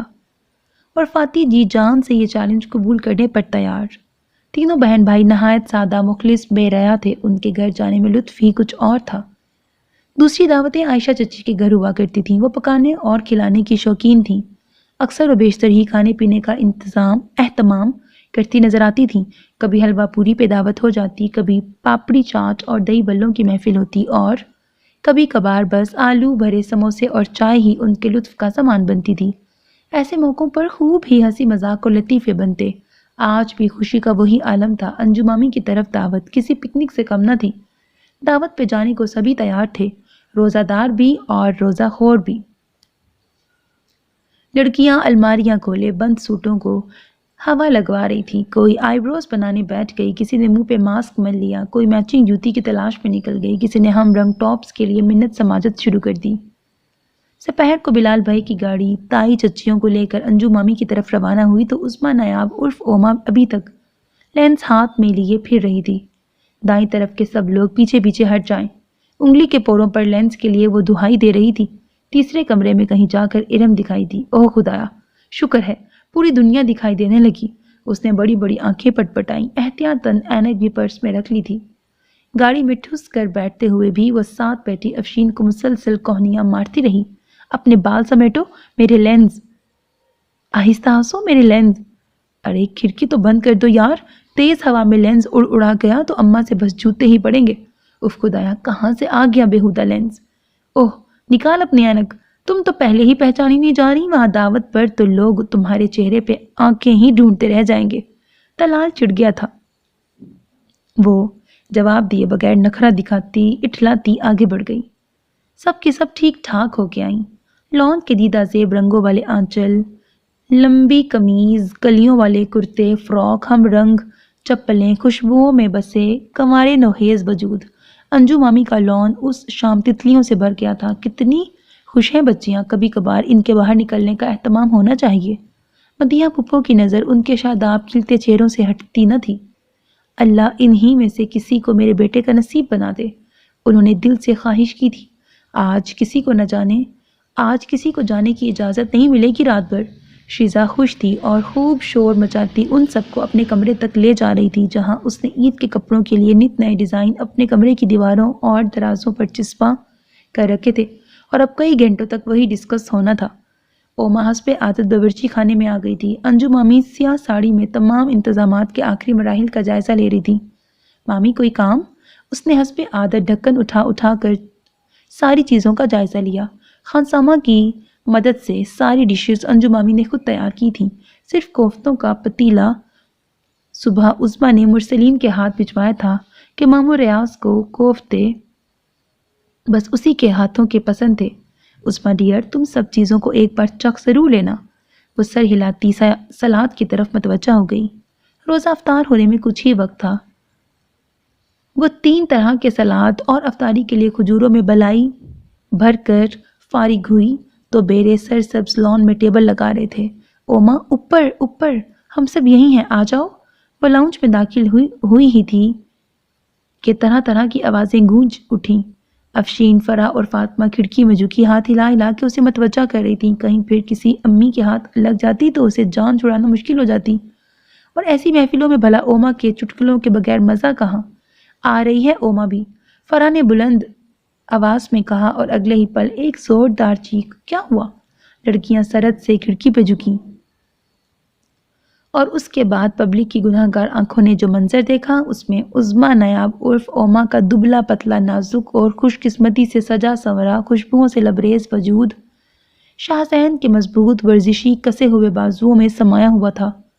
ہائے نہیں! ابھی چند ثانیے پیشتر تو اوما سب سے بلند سیڑھی پہ تھی اور شاہزین محض جینز اور بنیان میں ملبوس 2 قدم نچلی سیڑھی پر۔ پھر یہ اب اف، پلکیں جھپک جھپک کر دوبارہ اس منظر کی تردید چاہی، مگر کہاں؟ سٹار پلس کا ڈرامہ ہوتا تو اوما شاہزین کے ساتھ ساتھ بحیثیت ناظرین 10-15 منٹ کے اس رومان پرور حادثے سے لطف اندوز ہو لیتے، مگر یہاں تو عظمیٰ نایاب عرف اوما تھی۔ کیا ہی بجلی کی رفتار ہوگی جس طرح تڑپ کر اس کے حصار سے آزاد ہوئی تھی، اور بجلی کی تڑپ کے ساتھ گھن گرج تو ہوتی ہی ہے، سو وہ گرجی بھی اور برسی بھی۔ شاہزین معصوم تو ارے ارے ہی کرتا رہ گیا۔ آج سے پہلے تو کسی نے اس قدر وضاحت سے اسے مشرقی اور مغربی روایات کے درمیان فرق نہیں سمجھایا تھا، نہ ہی اخلاقیات، اقدار، روایات، شرم و حیا پر لیکچر ہیں، یعنی کہ وہ سمجھ نہیں پا رہا تھا ان سب چیزوں کا یہاں کیا تذکرہ۔ وہ تو صبح سے یہیں قیام پذیر تھا، اور اب نہانے کے بعد شیزا سے اپنی شرٹ لینے آیا تھا، جو اب سے 4 گھنٹے قبل استری کرنے کی غرض سے دی گئی تھی۔ اب اس سے 2 قدم اوپر جاتی عزیز اوما اگر پاؤں رپٹ جانے کے سبب سیدھی اس کی باہوں میں آ سمائی تھی تو اس میں اقدار و روایات اور مشرق کہاں سے آ گئے؟ اور اگر اوما ڈیئر کو سیڑھیوں پر فٹ بال کی طرح اچھلنے لڑکنے سے بچانے کے لیے انہوں نے نادانستہ اس پہ اپنی گرفت مضبوط کر لی تھی، جو حواس بحال ہوتے ہی کمزور بھی پڑ گئی۔ پھر اس میں اخلاقیات اور شرم و حیا؟ وہ اس کے سر پہ چڑھے پٹر پٹر کچھ بولے ہی جا رہی تھی۔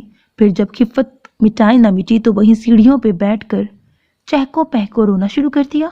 شیزا نے بھاگ کر شرٹ اسے تھمائی اور کمرے کی طرف دھکیلا۔ تب وہ سمجھا محترمہ اس بات پہ خفا ہو رہی تھیں کہ صرف بنیان پہن کے باہر آنے کی جسارت کیوں کی۔ شاہزین نے سر جھٹک کر گویا اپنا غصہ اتارا اور بھناتا ہوا ارسلان کے کمرے میں جا گھسا۔ انجو مامی کو کسی نے خبر کی تھی، وہ ساڑی سنبھالتی ہوئی لپکی۔ او مائی گاڈ، او ماں یہ کیا بیٹا، بری بات۔ وہ اسے بازوؤں کے گھیرے میں لیے پچکارتی سہلاتی واش روم تک لے آئیں۔ روزہ افطار ہونے میں کچھ ہی منٹ تھے۔ اس نے خود کو سنبھالا دیکھ کر انجو مامی کو واپس بھیجا اور خود واش بیسن پر پانی کے چھپاکے مارنے لگی۔ خوب رگڑ رگڑ کے منہ دھویا، رونے کے سب اثرات ختم کرنے کی کوشش کی، پھر چہرہ اٹھا کر آئینے میں دیکھنے کی کوشش کی۔ سب کچھ دھندلا دھندلا سا دکھائی دے رہا تھا۔ اس نے زور زور سے پلکیں جھپکی، پھر معلوم ہوا رونے کے دوران جو آنکھیں رگڑیں تو لینس دگا دے گیا تھا۔ اس نے کھپکی سے دوسرا لینس بھی اتار کے واش بیسن میں دے مارا اور اینک لگا کر نیچے اتر آئی، جہاں سائرن ہونے کے ساتھ ساتھ ہی سب نے دعا کے لیے ہاتھ اٹھا دیے تھے۔ وہ بھی لپک کر ان لوگوں کے ساتھ شامل ہو گئی۔ کھانے کے بعد محفل نعت لان میں ہوئی۔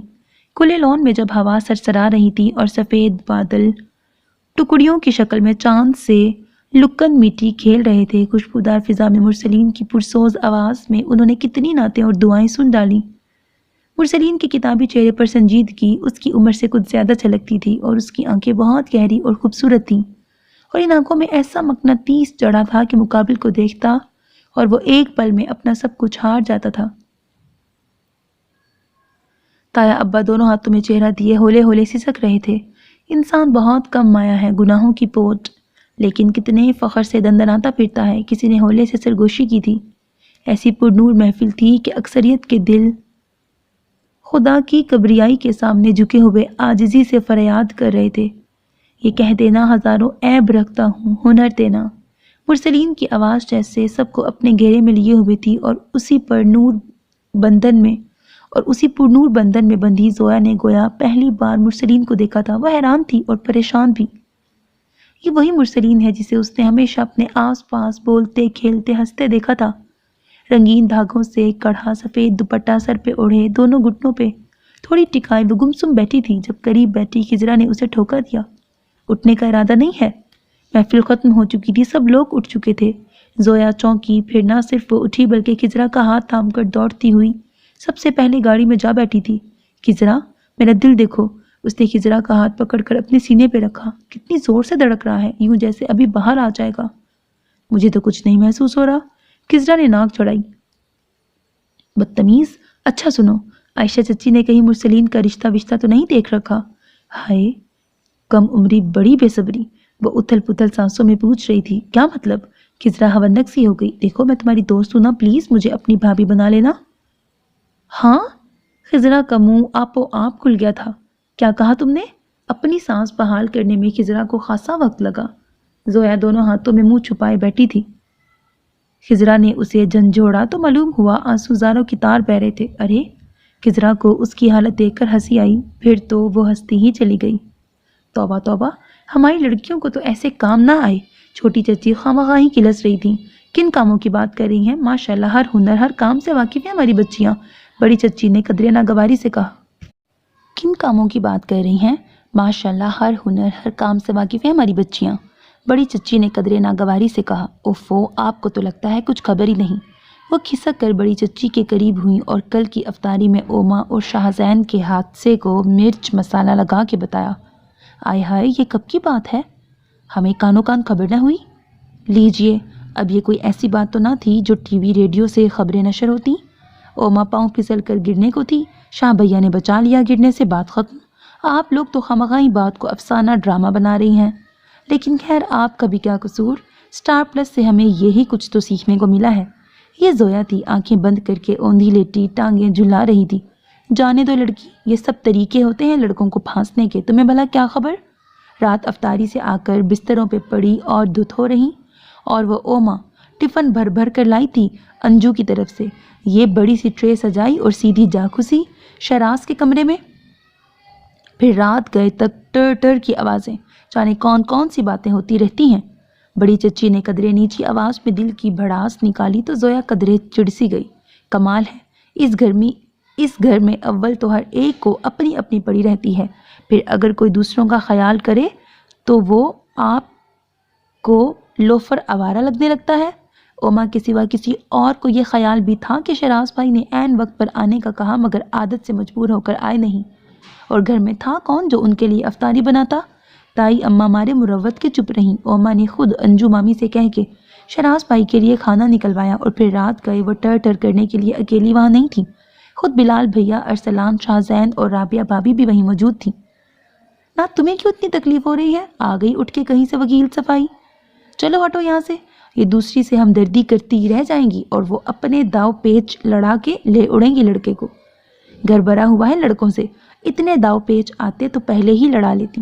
خامخواہ عائشہ چچی کے سینے پہ مونگ دل رہی ہیں اب تک، اور لے بھی اڑیں تو ہمیں کیا غم، بڑے بڑے لوگ پھرتے ہیں آس پاس، بس نظر آنے کی بات ہے۔ چل ہٹ کمبخت، کیا بڑھ بڑھ کر بولے جا رہی ہے؟ پیٹھ پہ دھپ زور کی دھپ پڑی تو وہ اچھل کر بیڈ سے ہی نیچے اتر گئی۔ میں نے ایسا کیا کہہ دیا؟ آپ تو بس یوں ہی۔ وہ ہنستی ہوئی کمرے سے باہر نکل گئی۔ بڑی چچی نے کچھ پر خیال نگاہوں سے دروازے کے ہلتے ہوئے پردے کو دیکھا۔ یہ کیا کہہ گئی بھابھی؟ کون پھرتا ہے آس پاس؟ کس کی بات کر گئی ہے؟ سنگھاڑے کی بات کر رہی ہوگی، ایک وہی عاشق ہے اس پہ۔ 10 گیندوں کو آگ میں جھونکا، اگلے دن کمبخت مارا نئی گیند بغل میں دبا کے لے آتا ہے، کہتا ہے مجھے زویا بی بی کا شوق بڑا اچھا لگتا ہے، میرے گھر بیٹی ہوئی تو اس کا نام زویا ہی رکھوں گا۔ لو بتاؤ بھلا، منگنی نہ شادی، بچوں کی باتیں کر لو۔ چھوٹی چچی جلی بیٹی تھی۔ آپ بہتر سمجھتی ہیں، لیکن مجھے تو زویا کچھ بدلی بدلی سی لگ رہی ہے آج۔ ہاں، کل ہی بال سیٹ کروا کے آئی ہے، اپنی عمر سے کئی حصے چھوٹی لگ رہی ہے۔ عصر کے بعد کا وقت تھا، مدیحہ نماز پڑھ کے تسبیح کے دانے گھماتی راہداریوں میں بھٹکتی پھر رہی تھی۔ جس کمرے کا دروازہ کھولتی یا اے سی کی زوں زوں یا انسانی کھراٹے، توبہ پاکستانی قوم کس قدر سوتی ہے۔ چلتے چلتے باورچی خانے تک پہنچی۔ اچھا اگنور کرنا پیچھے اگر آپ کو ساؤنڈ آ رہی ہے، کیونکہ میرے پاس یہی ٹائم ہے اور باہر بچے کھیل رہے ہیں، بہت شور ہے۔ یہ ویکینڈ ہے، آف ہے سب کا، تو بہت شور ہوگا، لیکن مجھے ظاہر ہے کام بھی کرنا ہے، تو پھر میں اسی میں ریکارڈنگ کرتی رہوں گی۔ Okay, so just ignore it. چلتے چلتے باورچی خانے تک پہنچی۔ انواع و اقسام خوشبوئیں، دیگچوں پتیلوں کی کھٹر پٹر۔ توبہ پاکستانی قوم کس قدر کھاتی ہے۔ خیال تھا ملازم افطاری کی تیاری کر رہے ہوں گے۔ سر ڈال کر اندر جھانکا، بڑے بڑے پتیلے، کڑاہی، چمچے، کفگیر، اور ان سب کے درمیان اوما، بھنڈی، عائشہ چچی اور رابعہ بھابھی۔ کچن خاصا کشادہ تھا، انہیں بھی کھڑے ہونے بلکہ بیٹھنے کو جگہ مل ہی گئی۔ بیٹھ کر غور فرمایا۔ دہی بلے، فروٹ چاٹ، چکن رول اور کھانے کے لیے بریانی، کسٹرڈ، چکن قورمہ، سبزیوں کی بھجیا۔ عائشہ چچی کرسی گھسیٹ کر ان کے پاس میز پہ آ بیٹھی اور کھجوروں میں بلائی بھرنے لگی۔ باقی سب گھر والے کیوں گھوڑے گدھے بیچ کے سو رہے ہیں؟ اتنے لوگوں کی افطاری کھانا، چلو بھنڈی، باقی لڑکیوں کو آواز دو جا کے۔ رمضان کے مہینے میں ہی کچھ کام بڑھ جاتا ہے، ورنہ باقی دنوں میں تو سب اپنا اپنا ہی کھاتے پکاتے ہیں۔ عائشہ نے گھبرا کر وضاحت کی۔ لیجئے پھپھو، ذرا جلدی سے چیک کریں، فروٹ چاٹ میں ذرا سی مٹھاس کم یا زیادہ ہو تو فرحان بھائی کا موڈ فوراً ہی خراب ہو جاتا ہے۔ وہ نفاست سے بال باندھے ایپرن لگائے مگن تھی، خود روزے سے تھی، جبکہ مدیحہ ناسازی طبیعت کے سبب آج روزہ نہ رکھ سکی تھی۔ کس کے ہاتھوں کا کرشمہ ہے یہ؟ عظمیٰ نایاب المعروف اوما دی گریٹ۔ اس نے چمچہ لہرایا اور کڑاہی کے نیچے آگ جلائی۔ واہ بھائی، یہ ہے سگڑاپا، روزے کے ساتھ بھی کمال کی چاٹ بنائی ہے۔ میں تو کہتی ہوں عائشہ، اوما کے ہاتھ میں ذائقہ تم سے بھی بڑھ کے ہے۔ شاہ زین بھی کہہ رہا تھا۔ وہ جانے کیا کہنے جا رہی تھی۔ اف، بہت تیزی سے وہی دہی بڑوں کے لیے پیاز کاٹتے ہوئے چھری سے ہلکا سا کٹ انگوٹھے کی پور پہ لگ گیا تھا۔ معمول کی بات ہے، اس نے خود کو باور کرایا کہ عائشہ چچی کے گھر جو مچھلی کھائی اس کا ذائقہ ابھی تک نہیں بھولتا۔ رول ہلکے براؤن ہو چکے تھے، اوما نے پلیٹ میں نکال کر ان کے سامنے رکھے۔ رابعہ بھابھی کا منا اٹھ گیا تو وہ قورمے کا دیگچہ بھی اس کے حوالے کر گئی۔ بھنڈی تو شاید وہاں باندھ کر بٹھائی گئی تھی۔ اماں یہ کاٹیں ذرا جلدی سے۔ اس نے درجن بھر لیموں اٹھا کر ماں کے سامنے رکھے، قورمے کے دیگچے میں چمچہ ہلایا اور پھر رول کی طرف متوجہ ہو گئی۔ کس قدر پھرتیلی ہے یہ لڑکی۔ پھپھو نے نہایت توجہ سے اس کا نازک سراپا دیکھا۔ تمہارے انکل ایسی چٹپٹی چیزوں کے بے حد شوقین ہیں اور شاہزین تو املی کی چٹنی کا اچار اس کے ہاتھ سے چھوٹتے چھوٹتے بچا تھا۔ اوہو، اس نے بروقت سنبھالا۔ بہت ہی پیٹو ہے۔ دونوں باپ بیٹا اکثر ہی مختلف ڈشز ٹرائی کرتے رہتے ہیں۔ اوما بچے، رول بھی بہت مزے کے ہیں۔ کیا مزے کے ہیں؟ زندگی سے بھرپور آواز باورچی خانے کے دروازے پہ گونجی اور اوما کے ہاتھ میں پکڑا رول چھپاک سے گرم گرم گھی میں جا گرا۔ ایک تیز کراہ کے ساتھ وہ چولہے سے دور ہٹی۔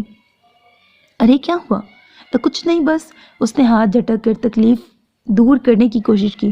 وہ تینوں پل بھر میں اس تک پہنچے تھے۔ پھپھو نے اس کے ہاتھ سے چمچہ لے لیا۔ شاہزین فریج میں سے کوئی کریم نکال لایا۔ امی نے فوراً کرسی کھینچ کے اس کی طرف بڑھائی۔ شاہزین بیٹے، ٹھیک سے لگانا، کوئی زخم زدہ رہ نہ جائے ورنہ داغ پڑ جائے گا، پھپھو نے ہدایت کی اور وہ موصوف کرسی کھینچ کر عین اس کے سامنے بیٹھ گئے۔ کلائی جکڑ لی گئی تھی۔ اوما کرتی رہ گئی۔ شاہزین بڑی سہولت سے ہاتھ پہ پڑے سرخ سرخ نشانوں پر لیپ کرنے لگا۔ اچھا خاصا تو جل گیا۔ لوگ کہتے ہیں ان کی ذہانت چولہے چوکی سے بڑھ کے ہے۔ یہاں آ کے دیکھ لیں، ایک افطاری بنانے میں ہی یہ حال ہو گیا۔ زبان ننیال والوں پہ گئی تھی۔ پتہ نہیں کون لوگ کہتے ہیں۔ اوما نے ناگواری سے اپنا ہاتھ کھینچا مگر گرفت پہلے سے مضبوط ہو گئی۔ وہ تو ایک پل میں ساری کی ساری ٹھنڈی پڑ گئی۔ پھپھو کا سر کڑاہی میں تھا تو امی قورمے کے دیگچے میں گھسی ہوئی تھی۔ کوئی بات اوما کے ہونٹوں پہ آتے آتے دم توڑ گئی تھی۔ بڑی پریشان نگاہوں سے اسے دیکھا۔ بھوری آنکھیں یک ٹک اسے گھور رہی تھیں۔ ان بھوری آنکھوں میں کیا تھا؟ وہ ان آنکھوں میں اتر کر دل کی دہلیز پہ جا کھڑی ہوئی، لیکن اس سے پہلے کہ وہ بھید کا سرا پاتی، ان آنکھوں کا تاثر یک لخت ہی بدل گیا تھا اور اسی تیزی سے اوما کو لوٹنا پڑا تھا۔ ایک بار پھر ہاتھ کھینچا مگر 5 انگلیوں کے سرخ نشان کلائی میں گڑ گئے تھے۔ ہونٹوں پہ بڑی دل آویز مسکراہٹ۔ اوما کے ہونٹوں کو بھی یک لخت ویسی ہی مسکراہٹ نے چھوا اور اگلے ہی پل وہ دوسرے ہاتھ کے ناخن اس کے ہاتھ کی پشت پہ گاڑ چکی تھی۔ اوہ! کلائی ایک پل میں آزاد ہو گئی تھی۔ وہ طنزیہ انداز میں اسے دیکھتی ایک جھٹکے سے اٹھ کھڑی ہوئی اور یک لخت ہی ٹھہر گئی۔ باورچی خانے کے دروازے پہ فرا کھڑی تھی، حیران، پریشان، بے یقین۔ رات بھر بادل کھل کے برستے تھے۔ آنگن میں بچھے پلنگ چھوڑ کر وہ لوگ کمروں میں منتقل ہو گئے تھے۔ موسم اچھا خاصا خنک ہو گیا۔ بجلی نے وفا کی تھی، پنکھا بھی ہلکی رفتار سے چلتا رہا۔ امی اور خضرا کب کی سو چکی۔ پرسلین کا کمرہ البتہ روشن تھا، یا تو پڑھنے میں مگن ہو گیا ہوگا یا یوں ہی بتی بجھائے بغیر تکیے میں سر دے کے سو گیا ہوگا۔ اوما نے دریچے سے باہر جھانکتے ہوئے اپنے تھکے ذہن سے سوچا، نیند آج کی رات اس کی آنکھوں میں اتری ہی کہاں تھی جب تک بارش کی پہلی بوند زمین پر نہیں گری۔ وہ جلے پاؤں کی بلی کی طرح سارے گھر میں گھومتی رہی تھی، کبھی اس کمرے تو کبھی اس کمرے، کبھی تھک کر برآمدے کی سیڑھیوں پہ ٹک گئی، کبھی کھڑکی میں جھک کر اندھیرے میں ڈوبے درختوں پودوں کو کھوجنے لگی۔ امی نے اس کی بے آرامی محسوس کرتے ہوئے ٹوک بھی دیا، سو کیوں نہیں رہی؟ ابھی کچھ دیر میں سحری بنانے کا وقت ہو جائے گا، لیٹ جاؤ گھڑی بھر کے لیے۔ اور وہ لیٹ بھی گئی، آنکھیں بھی موند لیں، اور ان بند آنکھوں کے پیچھے جو تھا وہی تو ٹکنے نہ دیتا تھا۔ وہ بے اختیار کلائی مسلتی ہوئی اٹھ بیٹھی تھی۔ 5 مضبوط بھاری انگلیوں کے نشان ابھی بھی سب تھے، دکھائی نہ دیتے تھے، محسوس ہوتے تھے۔ وہ ان پر ہاتھ پھیرتی تھی، انہیں چھو کے دیکھتی تھی۔ ان پوروں کی حرارت ابھی تک اس کی نفسوں میں اترتی اور اس کے پورے وجود کو دل بن کر دھڑکاتی تھی، اور یہی وہ نہیں جانتی تھی کہ قصد اور عہد کچھ اور تھا، حالانکہ ابھی تو کچھ بھی سامنے نہ تھا، نہ امید، نہ گمان، نہ اظہار، مگر اس کا وجدان سگنل دے رہا تھا۔ کوئی بتی بار بار جلتی تھی، بجھتی تھی اور بجھ کر پھر جل اٹھتی تھی، اور اسی جلنے بجھنے میں ایک چہرہ ابھرتا تو دوسرا ڈوب جاتا تھا، دوسرا ابھرتا تو پہلا دکھائی نہ دیتا تھا، اور وہ خود فیصلے کی نوک پہ کھڑی ہلکان ہو رہی تھی۔ دریچے سے آتی بارش کی خنک ہوا نے اسے ٹھٹھرا کے رکھ دیا تو وہ اپنے پاؤں گھسیٹتی بستر پہ آ گری۔ سر تپا چادر اوڑھتے ہوئے اس نے تکیہ درست کیا اور ذہن کو پرسکون کرنے کی کوشش کرنے لگی۔ ہو سکتا ہے سب میرا وہم ہو، ویسا کچھ بھی نہ ہو جیسا میں نے سمجھا۔ ہو سکتا ہے ایسی کسی بھی گھڑی میں قدرت خود میری رہنما ہو سکتا ہے ایسی کوئی نوبت ہی نہ آئے، سب فیصلے اوپر ہی اوپر طے ہو جائیں۔ کروٹیں بدل بدل کر جسم دکھنے لگا، تب کہیں جا کر نیند کا ہلکا سا خمار اس کے دماغ پہ چھایا۔ اسی خمار میں اس نے امی اور خضرا کو باتیں کرتے، اٹھتے، دروازہ کھلتے بند ہوتے محسوس کیا۔ اسی خمار میں کسی نے اسے جگانے کی کوشش بھی کی۔ اسی دھند کی اوٹ میں اس نے موزن کو اذان دیتے سنا، اور پھر دھند نے دبیز ہو کر اس کے پورے وجود کو اپنی لپیٹ میں لے لیا تھا۔ کمرے کی کھڑکی غالباً رات کھلی رہ گئی تھی۔ باغ میں بھی کے درختوں کی گھنی شاخوں میں چھپے طوطوں چڑیوں نے خوب ہی شور مچا رکھا تھا۔ قریب ہی کہیں بچوں کی چہکاریں تھیں۔ اس نے کسل مندی سے آنکھیں کھولیں۔ کمرے کا دروازہ بھیڑ دیا گیا تھا، لیکن روشن دانوں اور کھڑکیوں سے آنے والی روشنی سے کمرہ بھر گیا تھا۔ باہر آنگن میں پانی کے بہاؤ اور جھاڑو کی شڑاپ شڑاپ کی آوازیں غالباً سنگھاڑا صفائی کے لیے آ چکا تھا۔ ہیں وہ ایک جھٹکے سے اٹھ کے بیٹھی، پاؤں میں چپل اڑس کر اجلت میں دروازہ کھولا۔ چٹا سفید دن، خوب کھلا کھلا سا مخلوق ساری کی ساری مگن، مرسلین بوگن ولا کی ڈھلکی ہوئی ڈالیاں درست کر رہا تھا۔ خضرا اور امی کہیں دکھائی نہ دے رہی تھیں۔ اس نے لمبا سانس لے کے دل ہی دل میں روزے کی نیت کی اور پچھلے برآمدے میں جھانکا۔ خضرا کبوتروں کی کابک کھولے انہیں دانہ ڈالنے میں محو تھی۔ بچے اس کے گرد جمع تھے۔ گردن گھما کر دوسری جانب دیکھا اور پھر گھڑی بھر کے لیے ساکت ہو گئی۔ برآمدے کی سیڑھیوں پر مدیحہ پھپھو امی کے کندھے سے کندھا جوڑے بیٹھی تھی۔ سگنل دیتی بتی پوری قوت سے روشن ہو گئی تھی۔ وہ بھاگ کر باورچی خانے میں داخل ہوئی۔ یہاں پہ ایک کھڑکی عین ان کے عقب میں کھلتی تھی۔ بہت آہستگی سے دونوں پٹ واہ کر کے جھانکا۔ ابھی صرف آپ کا اندیہ لینا چاہتی ہوں، باقاعدہ کام جیسے آپ چاہیں۔ بڑے بھیا تو ہیں ہی، وحید سے بھی بات کرنا ہوئی تو کر لیں گے، لیکن جب تک آپ فیصلہ مجھے نہ سنا دیں بات باہر مت نکالیے گا، سمجھ رہی ہیں نا؟ وہ غالباً دوسرا دروازہ کھلا رکھنا چاہتی تھیں۔ امی کے گھٹنے پر دباؤ ڈال کر جلدی فیصلے کی تاکید کرتی ہوئی وہ اٹھ کھڑی ہوئیں، اور عائشہ یوں ساکت اپنی جگہ پہ بیٹھی تھیں جیسے سر پر پرند آ بیٹھے ہوں اور ذرا سی جنبش سے ان کی اڑان کا ڈر ہو۔ امی، اس کے ذرا سا ہلانے پہ وہ بری طرح چونکی۔ اوما، میں تو سوچ بھی نہ سکتی تھی، وہ ناقابل یقین لہجے میں بول رہی تھی۔ امی پلیز ابھی کوئی فیصلہ مت کیجیے گا۔ اس نے اپنے دونوں ہاتھوں کی انگلیاں ایک دوسرے میں پھنسا کر اپنا اضطراب کم کرنے کی کوشش کی۔ کیا مطلب اسے دقت ہو رہی تھی وہ اپنا مافل ضمیر ماں تک کس طرح پہنچائے۔ امی، کیا اپنے بارے میں فیصلہ کرنے کا تھوڑا سا اختیار حاصل ہے مجھے؟ وہ بنا کچھ بولے چپ چاپ اسے دیکھ کے گئیں۔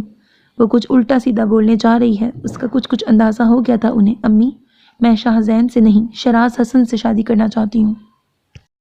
کہاں تو بوا جوتیاں گھسا گھسا کے تھک گئیں اور کسی کلرک تک کا رشتہ نہ ملا، اور کہاں ایک خوبصورت ذہین و فتین معاشی طور پر مستحکم اور مضبوط لڑکے کا رشتہ گھر چل کے آ گیا، اور لڑکا بھی اپنے ہی خاندان کا۔ نہ چھان پھٹک کی ضرورت، نہ کوئی ڈر خدشہ، نہ وہم، اور اب مہارانی کا مزاج ہی نہیں ملتا۔ ایک سے ایک لڑکی چھوڑ کر مدیحہ میری دہلیز تک آئی۔ خدا نے میری دعاؤں کو قبولیت بخشی، اور اب اسے یاد آیا کہ شاہ زین نہیں شہراز۔ پہلے کیا گونگے کا گڑ کھائے بیٹھی تھی؟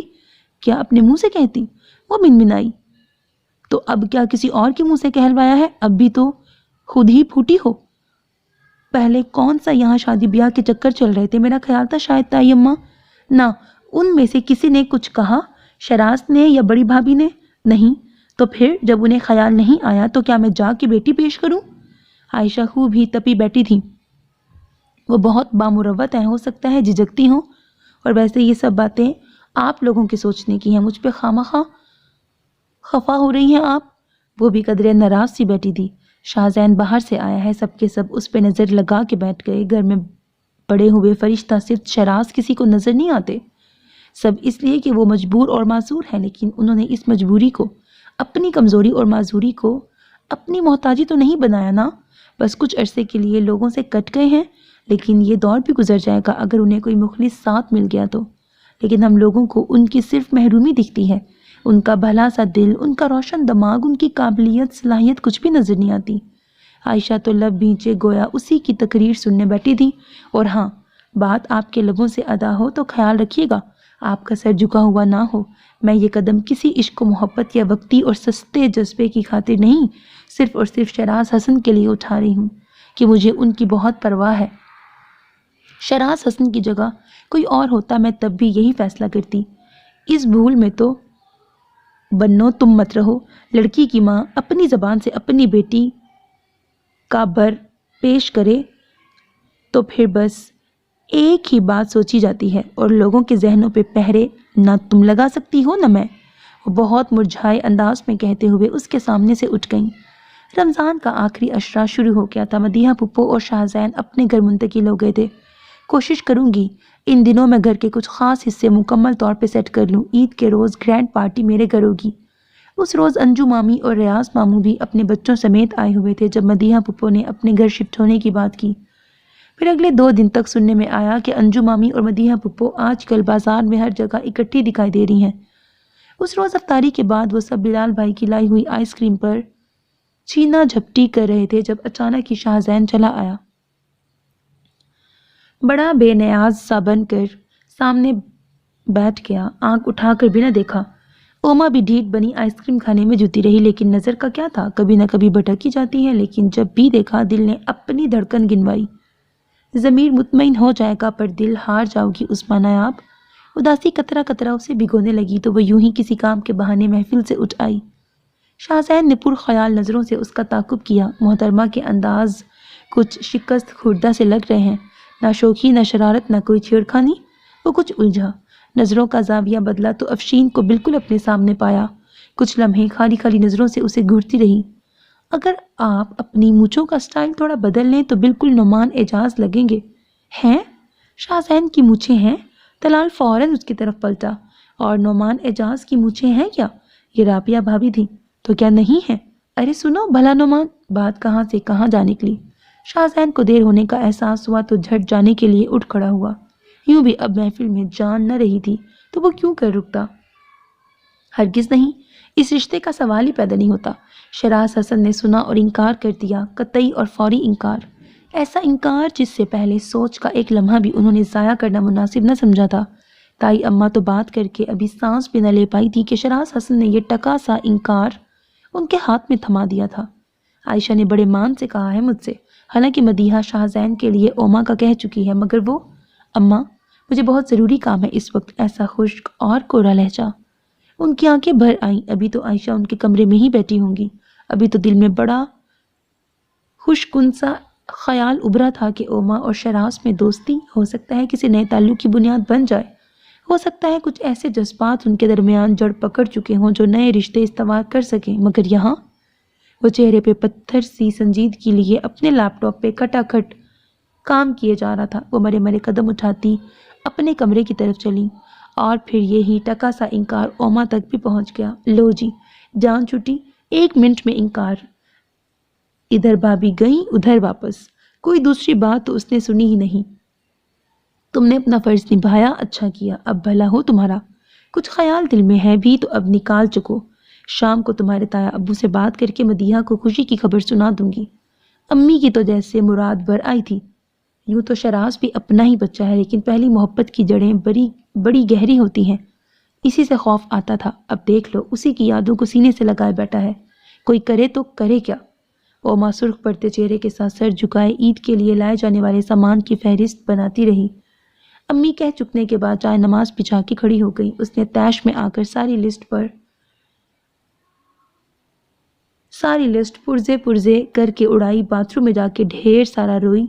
अपना दिल उजाड़ कर उनका ख्याल कर रही हूँ और ये है कि रो पीट कर भी सुकून न आया तो धड़ धड़ 2-2 सीढ़ियाँ फलांगती सीधी शराज हसन के सामने जा खड़ी हुई। ठुकराए जाने का गम सहा है आपने, फिर भी ठुकरा दिया। यूं भी कोई करता है? बहुत जालिम है आप शराज हसन। आंसू तो सावन भादों की बारिश हो गए। छाजो छाज बरस रहे थे। बहुत बड़ा नुकसान कर लेंगे आप अपना, मत इनकार करें। मैंने सोच समझ के ये फैसला किया है। सोच समझ का इस फैसले से कोई ताल्लुक दिखाई नहीं देता। सरासर नादानी, कम अकली। किताब में मगन बड़े आराम से कॉफ़ी की चुस्कियां लेते हुए जवाब दिया। लहजा हद दर्जे मामूल के मुताबिक था। उसने किताब झपट कर दूर उछाली और बदतमीजी से उन्हें घूरे गई। कॉफ़ी गर्म है, उन्होंने किसी खदशे के तहत बताया। पता नहीं किस जाम में हैं आप। मैं रोज़ रोज़ आपकी मिन्नतें करने नहीं खड़ी होंगी यहाँ। बैठे रहा करेंगे यूं ही, कुर्सी पे फफूंदी लग जाएगी। कोई पूछने वाला भी ना होगा। हर कोई उस्मा नायाब नहीं होता कि घड़ी घड़ी चाय खाना लेके हाजिरी देता रहे। وہ بزرگوار والدہ ہیں آپ کی، جنہیں دنیا کے غموں سے ہی فرصت نہیں۔ مردہ محبت کا جنازہ کب تک اٹھائے رکھیں گے؟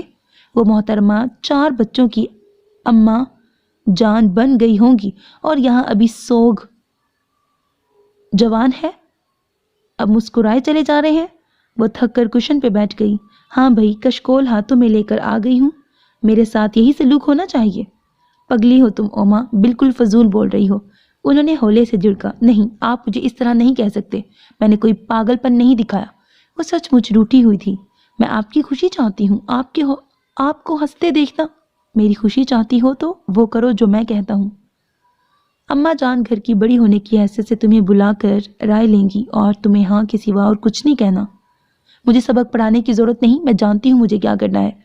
اس کا ارادہ اٹل لگ رہا تھا۔ تو پھر یاد رکھو، میری طرف سے کوئی حوصلہ افزائی نہیں ہوگی۔ مجھے اپنے ارادوں کی تکمیل کے لیے دوسروں کے حوصلوں کی ضرورت نہیں پڑتی۔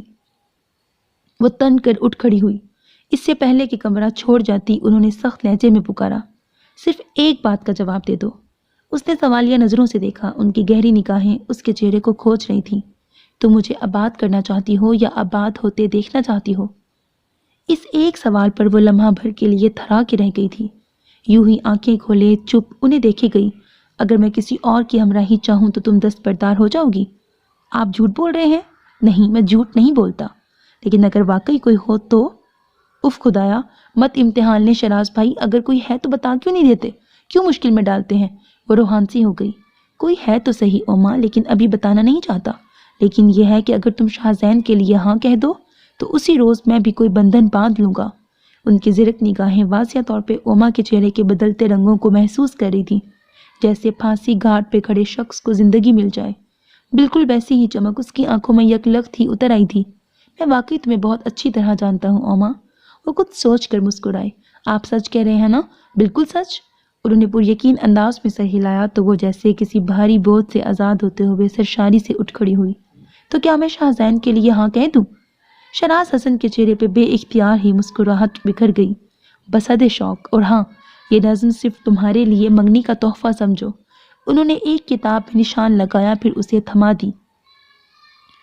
اتنا ہی یاد رکھ مجھے جیسے کسی کتاب میں بیتے دنوں کے دوست کا ایک خط پڑا ہوا ملے، لفظ میٹھے میٹھے سے ہوں، رنگ اڑا اڑا سہی، لیکن وہ اجنبی نہ ہو۔ اٹھ کر تیرے گلے لگے، بھولے ہوئے تمام سکھ، بیتے دنوں کی سب کتھا تجھ سے کہے اور رو پڑے۔ اتنا ہی یاد رکھ مجھے بیتے دنوں کے دوست کا، جیسے کوئی خط ہوں میں رکھا ہوا کتاب میں۔ اس نے کئی بار اس نظم کو پڑھا اور پھر کتاب تکیے کے نیچے رکھ کر کروٹ بدل لی۔ رات ہولے ہولے بھیگ رہی تھی۔ آج 30واں روزہ تھا اور کل 29ویں روزے ان سب نے گھر کی تیسری منزل کی چھت پہ کیسا شور اور ہنگامہ مچایا ہوا تھا، لیکن چاند تھا کہ گھنے بادلوں کی اوٹ سے اپنی چھپ دکھلانے پہ راضی ہی نہ ہوا۔ ٹیپو کی نئی نکوڑ دوربین بھی کوئی فائدہ نہ دے سکی۔ وہ اس کی مدد سے ایک ایک کے چہرے کا بغور جائزہ لیتا رہا۔ تمہارے چہرے پہ ناک بہت عجیب لگتی ہے۔ وہ خواہ خواہ بھنڈی کو تنگ کرتا رہا۔ تم لوگوں کا دماغ خراب ہے، اتنے بادلوں میں پہلی تاریخ کا چاند بھلا کہاں دکھائی دے گا؟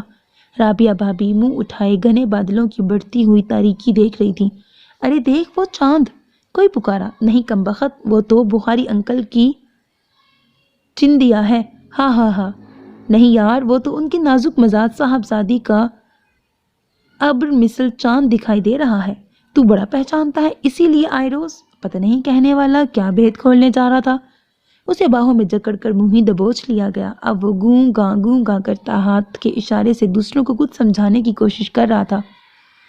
روزے دارو، اللہ کے پیارو، جنت کے حقدارو، عید کا چاند نظر نہیں آیا، 30ویں روزے کی تیاری کر لو۔ زویا بھونپو بجاتی تینوں منزلوں پہ اعلان کرتی رہی، ہم سب یہاں کتنے آزاد ہیں اور فطرت کے کتنے قریب۔ اوما دونوں بازو پھیلائے تیز ہوتی ہوا میں جھوم رہی تھی۔ ابھی کچھ دیر بعد ہم بادلوں کے رتھ پہ سوار ہوں گے اور دھڑام سے پائیں باغ میں جا گریں گے۔ ہاں ہاں ہاں۔ اور پھر رات گئے تک وہ سبھی دائرے بنائے محو گفتگو رہے۔ تاریکی بڑھتی رہی اور بادلوں کا ہجوم بھی۔ نہ چاند نظر آیا نہ بارش برسی۔ وہ لوگ آہستہ آہستہ تھکنے لگے تو ایک ایک کر کے نیچے اتر آئے، جہاں تائی چچیاں آج پہلی دفعہ سحری بنانے کی ابتدائی تیاریوں میں لگ گئی تھیں۔ آخری روزے کی افطاری کا وقت تھا۔ تایا ابا نے رکت امیز لہجے میں ایک طویل دعا کی تھی۔ رمضان کی مبارک ساعتیں آج رخصت ہو رہی تھیں۔ خدا جانے دوبارہ یہ مبارک مہینہ دیکھنے کو ملے یا نہ ملے۔ انہوں نے باقی سب کو بھی اداس کر دیا تھا۔ افطاری کے بعد کھانے کا طویل دور چلا، پھر چائے اور کافی۔ مدیحہ پھپھو بھی افطاری میں موجود تھیں۔ نوجوان نسل ان سے کچھ ہٹ کر اپنی سرگرمیوں میں مصروف ہوئی تو انہوں نے تایا ابا کے سامنے اپنی گزارش نہایت موزونیت کے ساتھ پیش کر دی۔ عائشہ سے بات کی ہے میں نے، مگر وہ چاہتی ہے کہ اس گھر کے سربراہ کی حیثیت سے فیصلے کا حق آپ کو ہی حاصل ہے۔ تائی اماں کے توسط سے عائشہ یہ بات پہلے ہی تایا ابو تک پہنچا چکی تھی۔ بڑی چھوٹی چچی کو البتہ جیسے سانپ سونگھ گیا تھا۔ یہ کیا کہہ رہی ہے؟ نظروں ہی نظروں میں اس سوال کا تبادلہ ہوا۔ تم لوگوں کی اس بارے میں کیا رائے ہے؟ تایا ابا نے دھیمے لہجے میں باقیوں کی رائے لی۔ جو آپ مناسب سمجھیں بھائی جان، آپ کا فیصلہ ہی ہمارا ہے۔ بڑے چچا نے بڑے سبھاؤ سے ان کا مان بڑھایا۔ چند لمحوں کی سوچ، پھر سوال۔ بچوں سے رائے لی؟ شاہ زین نے انتخاب کا حق مجھے دیا ہے بھیا۔ اوما باقی لڑکیوں سے بڑی ہے، پھر باپ کی طرف سے ناآسودہ۔ ہو سکتا ہے اس عمل سے گزشتہ رویوں کی تلافی کر سکوں۔ وحید کے ساتھ کوئی بہت اچھا سلوک نہیں کیا ہم نے۔ انہوں نے سکھا پڑھا کے بھیجا گیا جواب دیا۔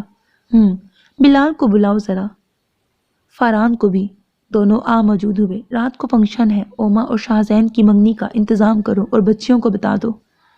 کیا؟ نہیں، ہائے، اوما اور شاہ زین؟ نہیں، شاہ زین اور اوما؟ مدیحہ پھپھو کی طبیعت تو ٹھیک ہے؟ طبیعت ٹھیک؟ نظر کمزور ہے۔ آہا، ہم تو چلے مہندی لگوانے۔ زویا لچکتی مٹکتی ارم کی طرف چل دی۔ اوفو، اتنی جلدی؟ یہ کیا بھئی؟ اوما بڑی کسل مندی سے پڑی تھی جب اسے کھینچ کھانچ کر گاڑی میں پٹکا گیا۔ جا کر شکل درست کراؤ اپنی۔ رابعہ بھابھی گویا گاڑی کو دھکا لگا کے ہی واپس پلٹی تھی۔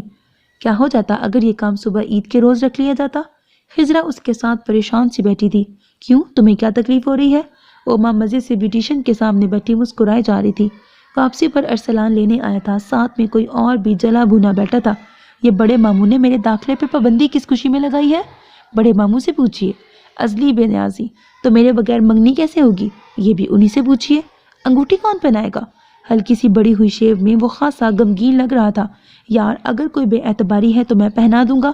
ارسلان سنجیدہ تھا، بکو نہیں، وہ سچ مچ رنجیدہ تھا۔ اچھا بھئی، کرتے ہیں کچھ۔ ویسے اوما آج خوبصورت لگ رہی ہے۔ ارسلان نے آنکھ دبا کر شاہ زین کو خاموش رہنے کا اشارہ کیا تھا۔ ہمیشہ کی طرح۔ وہ چہکی، مگر سامنے جذبے لٹاتی دو آنکھوں نے بے اختیار ہی نظریں چرانے پر مجبور کر دیا تھا۔ باغ میں روشنیوں، رنگوں اور خوشبوؤں کا سیلاب امڈ آیا تھا۔ ہنسی، لطیفے، مذاق، کہے باتیں۔ رات اپنے جوبن پر تھی۔ ہوا پچھلے پہر ہونے والی بارش کی نمی سے بوجھل ہو رہی تھی۔ ہلکی سرسراہٹ کے ساتھ معطر ہوا لڑکیوں کی نوخیزی چھوتی تو وہ خواہ ہی اپنے آپ میں سمٹنے لگتی۔ انجو مامی اور ریاض ماموں بھی بچوں کے ساتھ پہنچ چکے تھے۔ یہ اچھا کیا بڑے بھیا نے جو کھانے کا انتظام کر لیا۔ دیکھیے کچھ دیر میں سب کو بھوک بھی لگنے لگی۔ عائشہ چچی نے بلال بھائی کو برتن لگواتے دیکھ کے کہا تھا، یار پلیز میرا بھی کچھ کرو نا۔ زویا خضرا کے کندھے دبا رہی تھی۔ ذرا انتظار میری بچی، ہم قربانی بس بڑی عید پر ہی کرتے ہیں۔ خضرا اسے تھپکی دینے لگی۔ شراز حسن فاران بھائی کے ساتھ سیٹ سنبھالے بیٹھے تھے۔ بھائی لے کر آؤ، کہاں ہے اوما؟ چلو بھائی مدیحہ رسم کرو۔ وہ لڑکے ادھر اندھیرے میں کیا کر رہے ہیں؟ بلاؤ سب کو۔ تایا ابا آئے تو آتے ہی تھرتھری مچا دی۔ جلدی کرو، تایا ابو ڈانٹ۔ رابعہ بھابھی کی دہائی، اوما کی سینڈل پہنی اور بھاگ کے مرکزی سیٹ سنبھال لی۔ لاؤ بھائی، اب کیا سوچ رہی ہو؟ انہوں نے مدیحہ کے ہاتھ سے انگوٹھی جھپٹی، گھما پھرا کے دیکھی۔ اس سے قبل کے خود ہی پہنا دیتے کوئی سیاہ چادر میں لپٹا وجود ان پہ جھکا۔ دکھائیے تو ذرا۔ تایا ابا کی ایک ثانیے کی حیرت کا فائدہ اٹھاتے ہوئے انگوٹھی ان کے ہاتھ سے بڑی سہولت سے اچک لی گئی تھی۔ والدہ حضور تھوڑی جگہ۔ والدہ حضور ہنستی ہوئی پرے کھسکی۔ اس کے ساتھ ہی سیاہ چادر اتار کر لڑکوں کی طرف اچھالی گئی۔ موصوف بال سنوارتے گھٹنوں کے بل اوما کے عین سامنے بیٹھے۔ اجازت ہے؟ شرارت بھرا انداز۔ تایا ابا بڑی دیر بعد اپنی حیرت سے نکلے اور پھر 21ویں صدی کی نوجوان نسل سے سمجھوتا کر کے اسبات میں سر ہلا دیا۔ ایک لمحے کا توقف کیے بغیر اس کے ہاتھ سے انگوٹھی اوما کی انگلی میں منتقل ہو گئی تھی۔ لڑکوں کی ہاؤ ہو اور مبارکباد سے سارا ماحول گونج اٹھا تھا۔ چلو بھائی اب تم اٹھو یہاں سے۔ نیکسٹ ہیں؟ کسی نے اوما کا ہاتھ پکڑ کے کھینچا اور اگلے ہی پل ارم شرماتی لجاتی اس کی جگہ فٹ ہو گئی تھی۔ کیوں بھائی شہراز حسن، تمہارا کیا ارادہ ہے؟ تایا ابا نے برابر بیٹھے شہراز کو دیکھا اور شاہ زین کی نقل میں اسی انداز میں پوچھا، اجازت ہے؟ اس بات پر سبھی نے کہا لگایا اور تایا ابا نے ارم کو شہراز حسن سے منسوب کرتے ہوئے انگوٹھی اسے پہنا دی۔ اف بدتمیز، وہ تم تھی؟ چھپی رستم، نہ بتایا نہ پوچھا، الٹا میری جان مصیبت میں۔ وہ مامٹیاں بھینچے ارم کی طرف لپکی۔ باقی سب کھانے میں مصروف تھے۔ ارم آنکھوں میں نمی لیے بس مسکراتی جا رہی تھی۔ کل مدیحہ پھپھو کے ہاں دعوت طعام کی عام دعوت ہے۔ خاص دعوت صرف اوما جی کے لیے اور ان کی اطلاع کے لیے عرض ہے کہ حوض کنارے انار کا درخت لگ چکا ہے، اس کی شاخیں البتہ ابھی پانی میں نہیں جھکی۔ تاہم پرز اور اصرار پر جناب حضرت شاہ زین شاخیں ہاتھ میں لے کر پانی میں جھکائے رکھیں گے۔ مزید اطلاع کے گلاس وال کے پاس سٹیریو بھی لگ چکا ہے۔ جگجیت صاحب کی سی ڈی نے چلنے سے انکار کر دیا۔ فی الحال جو سی ڈی چلنے کے لیے تیار حالت میں پڑی ہے وہ نور جہاں صاحبہ کی ہے، اور گانا ٹیپو، رومی کی پکار اور پھر ان کی بے ہنگم آوازیں، میں تے میرا دلبر جانی، بلیاں تے پیار کہانی، سانو وچ آیا ہی طوفان، موسم ہویا ہے بے ایمان، ختم شد۔